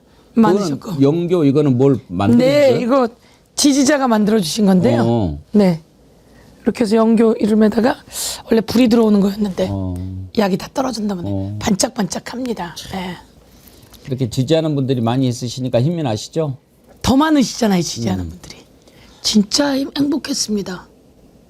너무 많이 그런 지지해 힘으로 주시고. 사시는 거 아닙니까? 예. 이번에 서울 시내버스 파업해가지고 시민들이 참 불편을 많이 겪었는데 예. 그거는 시장 잘못은 없습니까? 있죠. 근데 오세훈 시장은 왜 그거 내 잘못이냐 이렇게 이야기를 했다고 그래요? 네, 그러니까 오세훈 시장이 안 된다는 겁니다. 그러니까 중요한 건 서울시장이 딱 보면 그 이제 임금에 상여금을 넣어라 이런 판결이 2024년 12월에 났습니다. 그러면 앞으로 이 그 버스 기사 관련해서 임금을 조정해야 되는 상황이 벌어진 거거든요. 그럼 미리 그 내용을 듣고 체크해 두었어야 됩니다. 그리고 2달 전에 그렇게 진행된 곳이 시작됐습니다. 그러면 이 내용이 나올 것이다 라고 하는 걸 가지고 미리 협상을 했어야 되는 거거든요. 협상을 해서 요만큼까지 저만큼까지 이렇게 조정을 하는 일을 미리 서울시장이 했어야 되죠. 그걸 하지 않고 가만히 있었기 때문에. 그게 왜 서울시장 책임이냐 뭐 이렇게 얘기했다고 해서 참 무책임한 발언이다라고 생각했는데 그거는 그러면 책임이 아니라고 칩시다. 그러면 어찌됐든 시민들 불편이 생겼잖아요. 네. 그러면 그것을 풀어줘야 되지 않습니까? 그럼요. 네. 그런데 그 과정에서 보면 그 임시로 무슨 셔틀인가 만들었다고 그래요. 네. 근데 요즘에 지금 얼마나 모바일이 잘 돼 있습니까? 네. 그런데 이 추운 날씨에 사람들이 그 버스가 언제 오는지 어떻게 어디서 오는지. 네. 어디서 내리는지 네. 알지를 못해. 맞습니다. 그게 뭐 네. 대책이에요. 그렇습니다. 예. 제일 중요한 건 제가 국회행안위원장도 하고요. 하면서 협상이라는 건 일찍 준비해야 합니다. 그리고 이쪽이 요구하는 게 100이고 이쪽이 주고 싶은 게 60입니다. 그럼 80 정도로 정리해야 되잖아요. 이 일은 충분히 얘기하다 보면 나옵니다. 그런 일을 하지 않는 거죠. 감히 만나지도 않고 만나기도 두려웠을 것이고 그런데 아예 일을 안 합니다. 그래서 문제 제기하는 거죠. 지금 말씀처럼 그럼 대책을 세우는데 어떻게 세울 거야? 사람들이 탁탁탁탁 알아듣게 세워야 대책이지. 그렇지 않아서 오세훈은 이제 그만해야 합니다. 윤석열처럼 안 하는 사람이고요. 윤석열처럼 많은 사람들에게 피해를 주는 사람입니다. 오세훈하고 윤석열은 똑같이 탄생한 거 아닙니까? 명태균 여론조사에 의해서. 이제 저는 처벌받아야 되는 상황이다 이렇게 생각합니다. 하여튼 리더십은 위기 때 네. 바로 빛을 발하는 거 아닙니까? 그렇습니다. 그리고 정말 훌륭한 리더냐 준비된 리더냐 하는 게 항상 위기 때 나오는 거죠. 그렇습니다. 그런데 이렇게 네. 시내버스가 대체로 저런 거는 막판에 타결되는 것이 일반적이고 하루 이상 가지를 않죠. 그렇습니다. 그런데 어떻게 이틀이나 시민들의 발이 그렇습니다. 묶여 있는데 대책이라고 그렇게 내놓습니까? 아니 그렇게 발이 묶이지 않게 미리 해놨어야지 되는 그러니까요. 거죠. 예. 버스도 그렇고 뭐 네. 지금 그 수상버스인가는 지금 뭐 다 한강버스요. 한강버스. 네. 그거를 또 예감을 했나 봐요. 그 광고가 나는 막 엘리베이터에 붙었길래 뭐지? 수상한 버스가 나타났다. 막 이렇게 광고를 해요. 네. 그거 보니까 한강버스를 광고하는 거더라고. 근데 수상한 버스가 나타났다. 그걸 예감을 했나 보네요. 예감을 했나 봐. 세상에 수상한 버스가 나타나서 제가 요즘 강변북로 지나서 여의도 오거든요. 예. 한강에 새들이 그 모래톱이 올라와 있어요. 한강 위로. 거기에 새들이 앉아갖고 놀고 있어요. 예. 한강에. 예. 그런데 그런 한강 배가 어떻게 지나가겠습니까? 한강 배가 이렇게 가면요. 신기한 건 이 한강 배 밑으로 이 깊이가 1.7m입니다. 근데 한강이 모래톱까지 이 한강 위로 올라와 있는데 얘가 무슨 재주로 거길 가겠습니까? 가다가 부딪혀서 가지 못하고요. 비가 와야 이 한강에 배가 좀 가는 거고요. 저는 오세훈 시장 뭐 다시 되는 것은 아예 상상하기 힘들고 이제 문제는 민주당에서 누가 네. 후보가 되느냐가 특히 네. 관심사라고 보는데 네. 지금 서영교 의원님 오늘 선언하셨고 그 전에 출마하신 분들이 몇 분 있죠? 그렇습니다. 박주민 의원도 출마 선언했죠. 네. 그리고 김영배 의원? 박주민, 김영배, 네. 박홍근. 아, 박홍근 네. 의원도. 전현희 의원도 나온다 그러고. 그리고 이제 서영교까지 출마 선언하고 전현희 의원은 이제 출마 선언을 남겨두고 있는 것 같습니다. 그러면 네 분이 하는 거예요? 아, 네 정원호 명에다가 구청장 있구나. 정원호. 정원호. 예. 정원호는 아직 출마 선언 안 했고요. 예. 홍익표, 아. 박용진. 어. 예. 여러 사람이 있습니다. 꽤 많네요. 네. 여러 사람이 열심히 뛰어야 합니다. 제가 출마 선언을 준비하다 보니까 예. 서울시장을 준비하다 보니까 서울시에 대해서 많이 공부를 하게 되고요. 이제 국회에서 하던 일들을 기본적으로 뭐 지역에서는 열심히 했지만 많이 찾아내면서 자신감이 확실하게 붙었습니다. 아직까지 서울시장 여성 없었죠? 없었습니다. 네. 이제 서울시장 여성 해야 합니다. 대통령은 나왔는데. 네. 국정농단으로 파면됐죠. 서울시장 이제 서영교가 하게 하면 됩니다. 근데 요즘엔 뭐 잘 되시나 봐. 오늘 표정도 아주 좋으시고. 네, 얼굴도 다 그렇게 얘기하네요. 예. 네. 되게 잘 될 때 표정이거든요. 아, 뭐 조금 전에 직능 경제인 단체 총연합회 예. 행사를 잠깐 찍었는데요. 거기 회장님이 똑같은 얘기 하셨어요. 얼굴이 너무 좋아요. 좋아요. 너 얼굴이 너무 좋은데 네. 잘 될 것 같은데 이렇게 얘기하셨어요. 네. 좋습니다. 아주 좋습니다. 오늘 내 출마 선언도 하셨고 네. 힘내시라고 선물 네. 하나 드릴게요. 네. 진짜 이따 가실 때 네. 내가 이거 드릴게. 네. 이거 제가 제 건강의 비결 네. 홍삼 제품이거든요. 네, 네, 네. 매일 아침에 네. 차에 타서 드셔도 좋고 네. 떠서 드셔도 좋고. 네. 예. 그 진액인데 진액이에요. 진액이 그만하면 비싼데 비싼 거죠. 요만한 정도가 있고 알은 좀 괜찮은데 진액은 진짜 진액이에요. 비싼데. 이거 겁나게 네. 비싸요. 네. 그 근데 지금 우리 우선 서현님- 가격을 봐야 될 것 같습니다. 우리 서현- 근데- 3만 원 이상은 못 받습니다. 그건 못 받을 것 같으니까 맛있게 드시고요. 간혹 오면 좀 타주십시오. 그런가? 아니 원래 이제 식사는 3만 원, 예. 농수산물은 20만 원, 그리고 한 번에 200만 원 뭐 이렇게 아니 100만 원 이렇게 되어 있긴 한데요. 후보는 돌다리도 두들기고 건너고 그러네요. 마음을 받고 어. 네 나가다 한번 타먹겠습니다. 아 그렇게 하십시다. 제가 얼마 전에 그때 그거 질문하셨잖아요. 제가 쿠팡 상무랑 5천 했다고. 예. 예. 사실 아닌 게 다 드러났잖아요. 황당하잖아요. 근데 웃긴 만난 건 사람은 따로 있던데. 그러니까 만난 사람은 따로 있는데 근데 그렇게 말하는 언론은 보면 그걸 노출시키는 건 보면 그거를 근데 노출시킨 사람이 그 사람이잖아요. 그러니까요. 근데 이제 근데 사실 여기서 한 가지만 더 말씀드리면 저는 대한변협 회장하고 이제 회의가 있어서 만난 거예요. 대한변협 회장이 이제 여러 사람을 만났고 제 차례가 돼서 만난 거죠. 근데 중요한 건 그날 장소가 63빌딩이에요. 이제 그 진행 얘기하시니까. 아, 이 저희는- 진액 네. 드려도 되네. 아니 29,900원이네. 안 그래요. 근데 아니 이거 나 진짜 드리고 싶어요. 나 정말 가격이 그렇게 좋아요?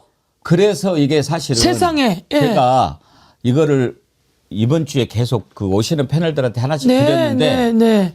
이거 이제 이름도 제가 지은 거예요. 네. 더 나함이라고 더불어 나눔이 함께합니다. 네. 근데 이거 홍삼 제품인데 네. 이거 누가 봐도 10만 원짜리거든. 아니 20만 원, 30만 원 하는데. 예, 이 진액이니까. 네, 진액이니까. 근데 이거를 이제 저는 좋은 제품을 싸게 드리자 해가지고 이 29,900원에 무료 배송으로 하니까 아 진짜요? 일반 사람들 생각하기에 예. 아 그러면 제대로 안 들었겠구나 네, 이렇게 네. 생각하는 것 같아. 네. 그래서 아 이거 정말 29,900원 대박입니다. 네. 저희 그 보자 하나 사서 이번에 애쓴 보좌진들한테 선물 그러세요, 하나 그러세요. 줘야 될 것 아, 같습니다. 이건 내가 오늘 소개하려고 줄 하는 건 때는 아니고 29만 드리고 9천 원이라 싶어서. 그러고 줘야지. 다시 그 얘기로 돌아가서. 네, 그래서 그때 이제 저는 사실은 좀 저의 습성입니다. 이재명 대통령도 그랬고 조금 비싼 데서 밥을 먹으면 뭐 제가 거기까지 내줄 겨를은 없고 제 값은 제가 내거든요. 그래서 그날 63빌딩에서 밥 먹고 제 밥값을 제가 낸 거예요. 그쪽에서 냈길래 취소시키고 또 냈거든요. 제가. 그러지 않았으면 밥값 낸 거로라도 저를 그러네요. 괴롭혔을 겁니다. 네. 지난번에 우리 저 스태프들 밥도 사주셨잖아요. 네. 그러니까 그거는 얼마 안 되는 밥이어서 살 수 그렇죠. 있었고요. 예. 예. 짜장면. 그런데 여기서 재밌는 얘기 하나 해드리면요. 이재명 대통령 후보 시절이에요. 저희가 같이 식사를 했어요. 식사를 했는데 제가 그렇게 제안했죠. 여기 식사값은 우리가 내자, 우리 거는. 예, 그래서 이제 우리가 내기로 해서 이제 준비가 됐습니다. 다 걷어서 내는데 중요한 건 이재명 후보가 우리 걸 내려고 할 텐데 내지 못하게 얘기하자. 그리고 이제 그 보좌진 통해서 냈어요. 근데 딱 와서 하는 말 뭐라는지 아세요? 이재명 후보 자기 것만 내고 갔습니다. 아예 미리. 네. 그러니까 저희들한테 양해 구하는 것도 없이 자기 것만 내고 갔는데 그것까지는 이제 또 웃겼어요. 예. 또 재밌는 거 하나. 다른 사람이 이제 같이 밥을 먹었잖아요. 그러면 이제 후보든 뭐하든 이렇게 내일 줄 거라고 생각하고 예. 그냥 온 거예요. 예. 근데 식당에서 전화 온 거예요. 밥값 내라고. 어. 자기 것만 내고 나갔다. 그랬구나. 그러니까 자기 것도 안 내고 간 것보다는 낫습니다. 그렇습니다. 근데 자기 걸 안 내면 그것도 아마 또 찝쩍거릴 겁니다. 걸릴 수 얻어먹었다고요. 예, 그러니까 제가 제 걸 안 내면 얻어먹었다고. 청탁법 얘기가 또 나올 거고요. 그런데 이런 것처럼 작은 거 하나가 저희가 삶에 많이 그렇게 돼 있습니다. 예, 그래서 그날 저희가 제 걸 내고 나와서 밥값은 누가 냈냐고 기자가 묻더라고요. 예. 예, 그런데 우리가 냈어요. 라고 얘기하니까 할 말은 그 다음에 없네. 할 말이 없었죠. 근데 선거법 차제에 법사위에 계시고 그러니까 너무 불합리한 것은 좀 손을 봐야 되는 봐야 합니다. 이거 예. 뭐 완전히 선거법이 제대로 된 공정하고 깨끗한 선거를 치르자 하는 그런 의도를 넘어서서 완전히 검찰에 먹잇감 던져주는 용도로 전락해버렸잖아요. 맞습니다. 그 뭐 이쑤시개로 먹으면 괜찮고 젓가락으로 먹으면 안 된다면서요. 그게 말이 됩니까? 근데 그래서 그건 바뀌었습니다. 그래서 이제 국물을 떠먹으면 안 돼요. 국물을 떠먹으면 안 되는데 김밥도 먹으면 안 됐거든요. 밥이니까. 예. 근데 이제 김밥은 괜찮은 것으로 되어 있습니다. 김밥, 뭐 떡을 젓가락으로 먹는 건 괜찮습니다. 근데 국밥이 나오면 안 되는 거라서. 그걸 걸려가지고 뭐 맞습니다. 그냥 뭐 간당간당하게 만들고. 네. 지금 보면은 저는 그런 생각도 들어요. 이번에 그 재판에서 민주당 의원들 2명 지금 이제 자격 상실했지 않습니까? 네네네. 그 사람들 모르는 사람들이 보면은 뭐 민주당이 저렇게 나쁜 짓을 많이 했어 그러는데 민주당만 기소하니까 그렇게 되는 거 아니에요? 맞습니다. 맞습니다.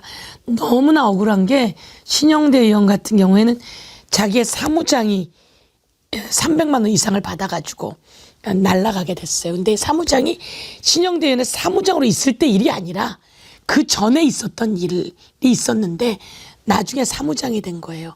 이걸로 날아갔어요. 그래서 법을 바꿔야 되는데 바꾸지 못하게 된 거죠.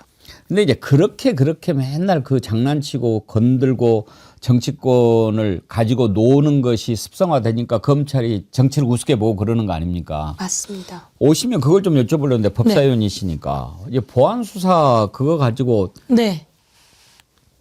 대통령이 확실히 정리를 해줘서 다행인데 네. 그 전에는 자꾸 그런 소리가 나오니까 예. 모르는 사람들은 혹시 대통령 뜻인가 이렇게 네. 생각했잖아요. 네. 어떻게 된 거예요, 정확하게? 정확하게요? 예. 어떻게 된 거냐고요? 예. 제가 뭐 다 짚지는 않았습니다. 저는 짚지는 않았고요. 여기서 이제 걱정하지 않으셔도 되는 건 입법 예고입니다. 예. 입법 예고가 되면 이건 아닌 것 같아. 이건 아니야 라고 한다면 국회에서 법사위원들끼리 서로 논의해서 바꾸면 되게 되어 있습니다. 예를 들어서 제가 구하라법을 만들지 않았습니까? 그런데 구하라법이 통과가 안 돼요. 반대를 하는데 절대로 반대하는 사람에게 그 구하라법 짝퉁 구하라법을 시켜갖고 짝퉁 구하라법 입법 예고했더라고요. 짝퉁 구하라법을 말도 안 되는 소리로. 그리고 구하라법이라고 입법 예고를 한 거죠. 그래서 제가 엄청나게 싸우다가 법사위에서 다 고쳐버렸습니다. 그래서 그냥 짝퉁 구하라법은 날라가 버리고 괜찮은 구하라법을 만들어 통과시켰거든요. 그래서 이제 저는 입법 예고 그러면 많은 사람들이 정부가 입법 예고하면 그대로 가야 된다 이런 생각을 하는데요. 그렇지 않습니다. 입법 예고에서 검찰의 보안 수사권을 그 입법 예고에 들어있는 것은 아닌데 예. 형사소송법을 고치지 않으면 이 검찰이 보안 수사를 할 수 있게 되어 있는 거죠. 그래서 이 입법 예고와 더불어서 형사소송법에 보안 수사하게 되어 있는 것을 정리하는 것을 같이 하면 된다 이렇게 말씀드리고요. 그래서 지금 그런데 이제 절차상 문제는 예. 이 내용을 같이 자문하고 이러던 사람들하고 논의하지 않았다는 게 문제인 것 같습니다. 그래서 그분들이 이제 사퇴하고 이렇게 되는데 좀 더 이번을 계기로 정부는 가장 검찰로부터 많이 당한 사람이 이재명 대통령이에요. 그러다 보니 이재명 대통령은 이 법이 바뀔 때 약자와 국민이 손해보지 않겠으면 좋겠다. 이런 생각을 하실 수 있습니다. 그리고 그 말은 맞습니다. 그런데 이재명 대통령이 가장 강하게 다쳤고 고통을 받았기 때문에 그걸 기준으로 하면 된다 이렇게 생각합니다. 그래서 검찰에서는 보안 수사권은 이번 기회는 완전히 오히려 이번 기회에서 미련을 조금이라도 갖고 있는 사람이 있다면 완전히 정리하는 게 맞다. 저는 이렇게 생각합니다. 예. 그런데 여기서 하나만 더 말씀드리면 걱정이 있거든요. 그러니까 나쁜 검찰들이 했던 것은 확실히 정리를 하는데 경찰이 하다가 권력에 먼저 눕기도 해요. 그리고 권력이 얘기하면 거기 먼저 따라가는 사람이 경찰이기도 해요. 그러니까 경찰 못 믿거든요.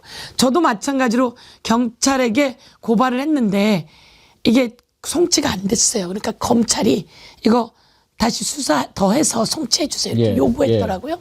그래서 지금 이제 중요한 건 보완 수사를 하는 게 아니라 보완 수사를 요구하는 거죠.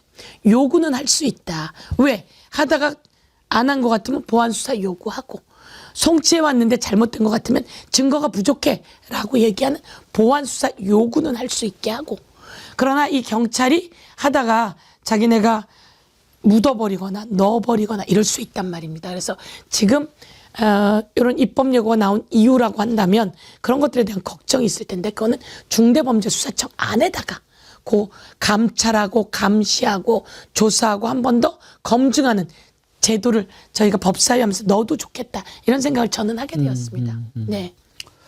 그래요. 아무튼 좀 그런 부분들에 대해서 국민들이 더 걱정 안 하게 네. 네, 그렇게 좀 해줘야 걱정 안 하게 해야 됩니다. 왜 그런 입법 예고를 해서 저희 사실은 직전에 들었어요. 그래서 당황했어요. 근데요, 지금 민주당 좀 제가 불만이에요. 네. 하루에 하나씩 걱정거리를 던져줘. 그거 되겠어요? 그래서 지도부가 중요합니다. 그러니까요. 네. 그래서 지도부가 중요하죠. 그래서 지도부가 중요해요. 좀 더 부지런히 움직이고 아니 뭐 좀 더 얘기하고 소통하고. 김병기 끝나면 끝났나 했더니 또 이해운 끝나면 뭐 하나 저기 했나 했더니 이제 또 보안수사권 가지고 또 이런저런 소리가 나오고 그래도 되겠습니까? 반성해야 돼요, 민주당. 서영교부터 반성해야 돼요. 진짜 나란 일이 보통 일이 아닙니다. 예. 대통령 말씀하시듯이 정치인의 1시간, 대통령의 1시간, 중요한 역할을 맡은 사람의 1시간은 5천만의 1시간이거든요. 더 부지런히 잘하도록 하겠습니다. 예, 아니 네. 대통령은 정말 지금 열심히 하고 네. 계시잖아요. 오늘 아침에 여론조사 보니까 또 올랐어요. 네. 그러니까 대통령 여론조사 이제 지지율 올라가는 만큼 민주당도 따라서 올라가 줘야 되는데 네. 그걸 좀 잘했으면 좋겠고. 그리하겠습니다. 네, 저는 뭐 우리 서영교 의원님은 확실히 잘하실 거라고 네. 믿고 네. 그 어제 윤석열 사형 구형됐지 않습니까? 네. 당연히 그렇게 해야 되는 거고. 네. 근데 이제 검찰 측 논고를 들어보면 일단 지난번 수사 결과 발표한 대로 장기 집권 독재 야욕 이렇게 됐는데 저는 다 동의하면서도 뭔가 좀 2% 부족하다라고 하는 게 있는데 김건희가 이제 빠져 있잖아요. 의원님은 김건희 때문에 윤석열이가 저짓을 했을 거라고 생각 안 하십니까? 당연히 그렇게 생각하죠. 근데 왜 그거 빠졌을까요? 그런 게 참 안타까운 일이에요. 김건희가 너 때문에 다 망가졌어.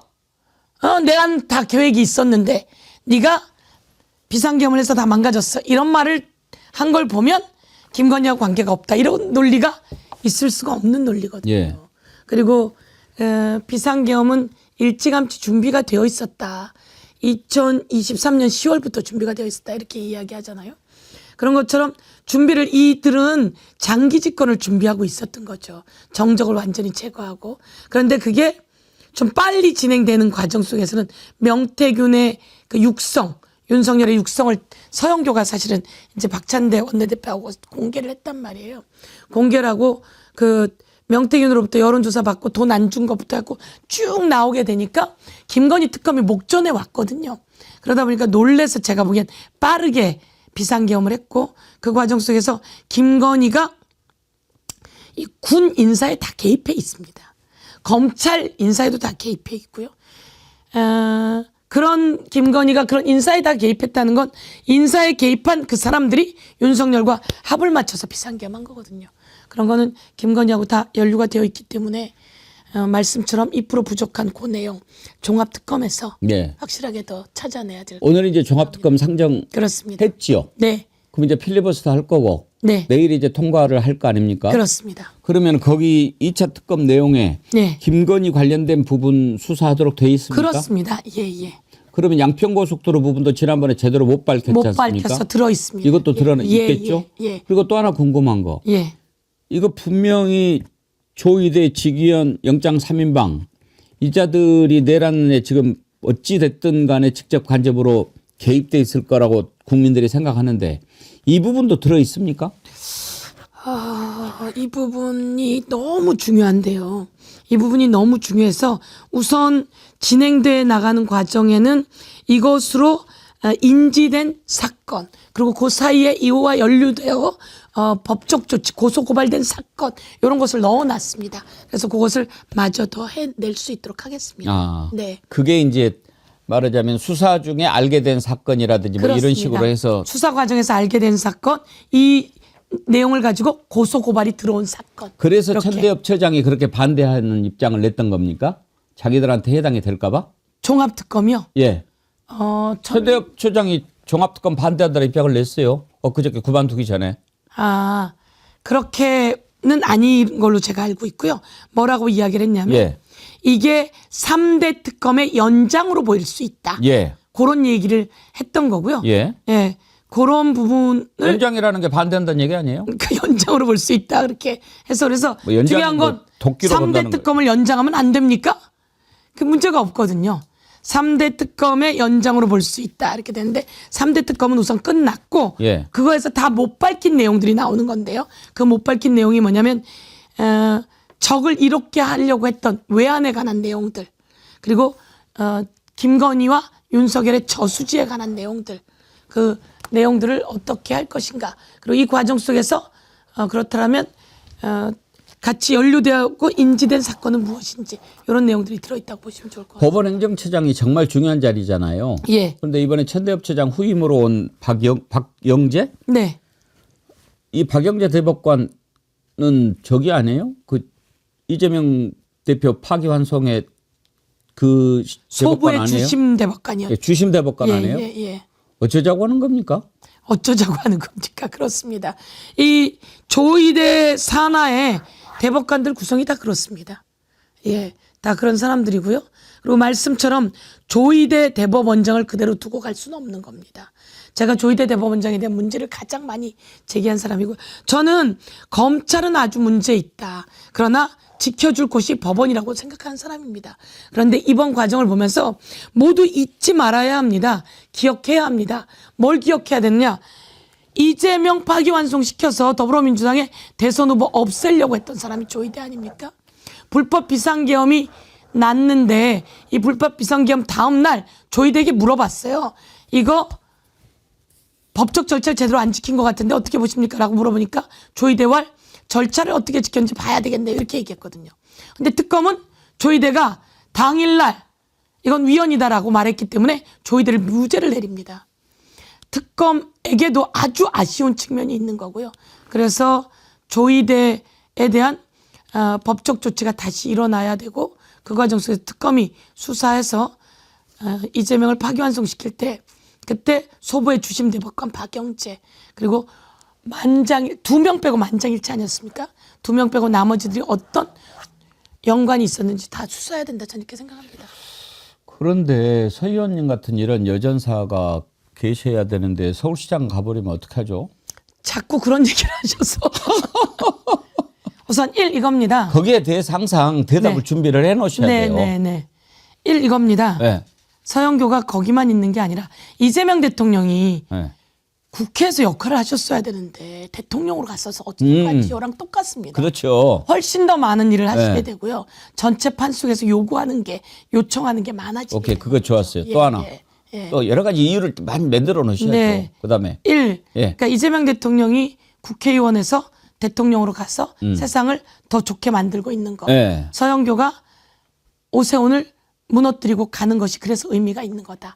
2번째, 서울시장 후보로 뛰면서 스피커 역할이 커진 겁니다. 그러니까 원내대표 나오란 이야기도 많았는데 지금 제가 원내대표로 가서 하는 그 역할과 지금 서울시장 후보가 되니까 바로 오늘도 기자회견하고 어제도 기자회견하고 계속 이 이슈를 때려서 치고 서울시의 이슈를 때려서 치고 되게 중요한 권력이거든요. 그래서 두 가지를 같이 가는 거죠. 그리고 이재명이라고 하는 대통령이 정부에 갔다고 해서 전체 정치 현안을 이야기하지 않는 게 아닙니다. 서울시장은 정치인이 가야 합니다. 그래서 정치인이 서울시의 시정을 하고 그리고 정치적인 역할을 같이 해줘야 되는 거죠. 알겠습니다. 네. 국회에 서영교 하나 그래도 놓고 가세요. 네. 너무 감사한 말씀. 예, 오늘 가실 때 힘내시라고 제가 네. 드릴 테니까 맛있게 드시고. 네, 네. 그래도 오늘 출마 선언 하셨으니까 네. 끝으로 제가 시간을 좀 드릴 테니까 네. 서울 시민과 국민과 네. 당원들과 여러분들께 한 말씀 하십시오. 당원 동지 여러분 그리고 국민 여러분 서울 시민 여러분 서영교가 서울시장 후보를 생각했던 이유는 그거였습니다. 윤석열 때였습니다. 윤석열도 끌어내려야 하고 서울시장도 끌어내려야 한다. 이런 생각으로 시작했습니다. 원내대표에서 잘하고 그 힘으로 서울시장 하겠다라고 이재명 대통령이 당대표 시절에 같이 이야기도 나눴습니다. 그래서 저는 원내대표가 되지 못했고 그래서 서울시장을 뛰고 있는 상황이다. 이런 말씀 드리면서 제가 명태균 게이트 진상조사단 단장하면서 윤석열 법적 조치 다 했잖아요. 김건희 법적 조치 다 했잖아요. 김건희 특검법 만들어서 통과시켜서 그들 전부 다 감옥에 넣었습니다. 그런데 제가 서울시장 후보이고 또 법사위원이니까 또 제가 기자회견 계속했습니다. 윤석열 사형을 구형하라. 갈등하는 사람들이 있을 수 있습니다. 윤석열 사형을 구형하라. 그리고 제가 법사위원들 전체 다 같이 기자회견하자. 구형하라. 그리고 특검에게 전두환도 구형했고 전두환을 선고도 했다. 법원은 윤석열 선고해라. 라고 서울시장 후보로 외치는 목소리가 더 스피커 역할을 하게 되는 겁니다. 그래서 저는 윤석열 끌어내렸고 이제 오세훈을 끌어내려서 서울 권력을 교체하는 것이 저는 정치인으로서의 소임이라고 생각합니다. 이재명 대통령이 나라 일을 하면서 국회 역할들을 주고 요구하듯이 서울시정 역할을 하면서 국회에 요구하고 만들어 나가는 것이 필요합니다. 그래서 제가 서울시에 나가게 됐다 이렇게 말씀드리고요. 예. 무엇을 잘할 수 있는가? 서영교 너무 잘합니다. 52조 되는 서울시 예산에 이자 붙여 돌려드릴게요. 이재명 대통령 720조 되는 나라 예산에다 이자 붙여 돌려드리면서 코스피가 치솟고 있지 않습니까? 국민연금 30년치, 지금은 50년치 보장하고 있다는 거 아닙니까? 이재명 대통령님의 요구사항에 맞춰서 제가 상법을 법사에서 통과시켰어요. 이제는 이재명 대통령이 그 얘기 하십니다. 주가 조작하면 원금까지 뺏어서 패가망신 시킵시다. 제가 그 법 바로 이재명 대통령과 딱 합을 맞춰서 제가 만들었어요. 서울시 52조입니다. 예산. 그 돈 신경을 안 썼더니 오세훈이 한강버스 만드는데 수천억, 서울링 만드는데 1조, 세빛둥둥섬에다 몇천억 그렇게 해서 다 하고 누군가의 이득을 주기 위해서 하고 있는 겁니다. 그래서 제가 스탑! 오세훈 스탑! 내가 다시 이 돈 잘 배분해서 주거 공급 그리고 교통 10분 안에 교통 내 집 앞까지 지하철 놔드리겠다. 골목골목 버스 해드리겠다. 이런 이야기들을 해드리고 있는 겁니다. 예, 서영교 의원님 발언 중에 우리 좋아요가 10,000명을 돌파했습니다. 와, 좋아요를, 10,000명이면 네, 와, 좋아요를 10,000명이 눌러주신 거예요. 네. 오케이. 제가 너무 조금만, 길면은 역효과나요. 네, 조금만 더 하면요. 이 정도만. 요거 하나만 보여드릴게요. 짧게. 네. 예. 요게 뭐냐면 AI 교육센터예요. 네, 관심 가시죠. 예. 근데 예쁘잖아요. 제가 이렇게 예쁘게 짓자고 했어요. 이거 저희 새로 지었거든요. 예. 여기에 2층에 1억짜리 로봇이 커피를 타고 있습니다. 여기서 AI 가리킵니다. 예. 마을 곳곳마다 이런 거 다 AI 관련된 거를. 요거 120억 들었거든요. 다 만들어 드릴게요. 그런 지역구에 있는 교육지원센터? 그렇습니다. 예. 방정환 교육지원센터인데 여기서 AI 드론 로봇을 가리키고 배우고. 소파 선생의 뜻을 받들어서. 네, 그렇습니다. 알겠습니다. 이런 거 골목골목마다 싹 다 네. 깔아 드리겠습니다. 이제 또 기회가 되면 네. 자주 나와서 이제 공약 준비하는 대로 한번 또 네. 소개하고 그렇게 네. 하도록 하십시다. 네. 자, 서울의 영원한 다리 서영교. 서울의 영원한 다리 서영교. 예, 자 힘내시기 바랍니다. 감사합니다. 예, 서영교 의원님 오늘 서울시장 출마 선언하고 바로 와서 인터뷰했습니다.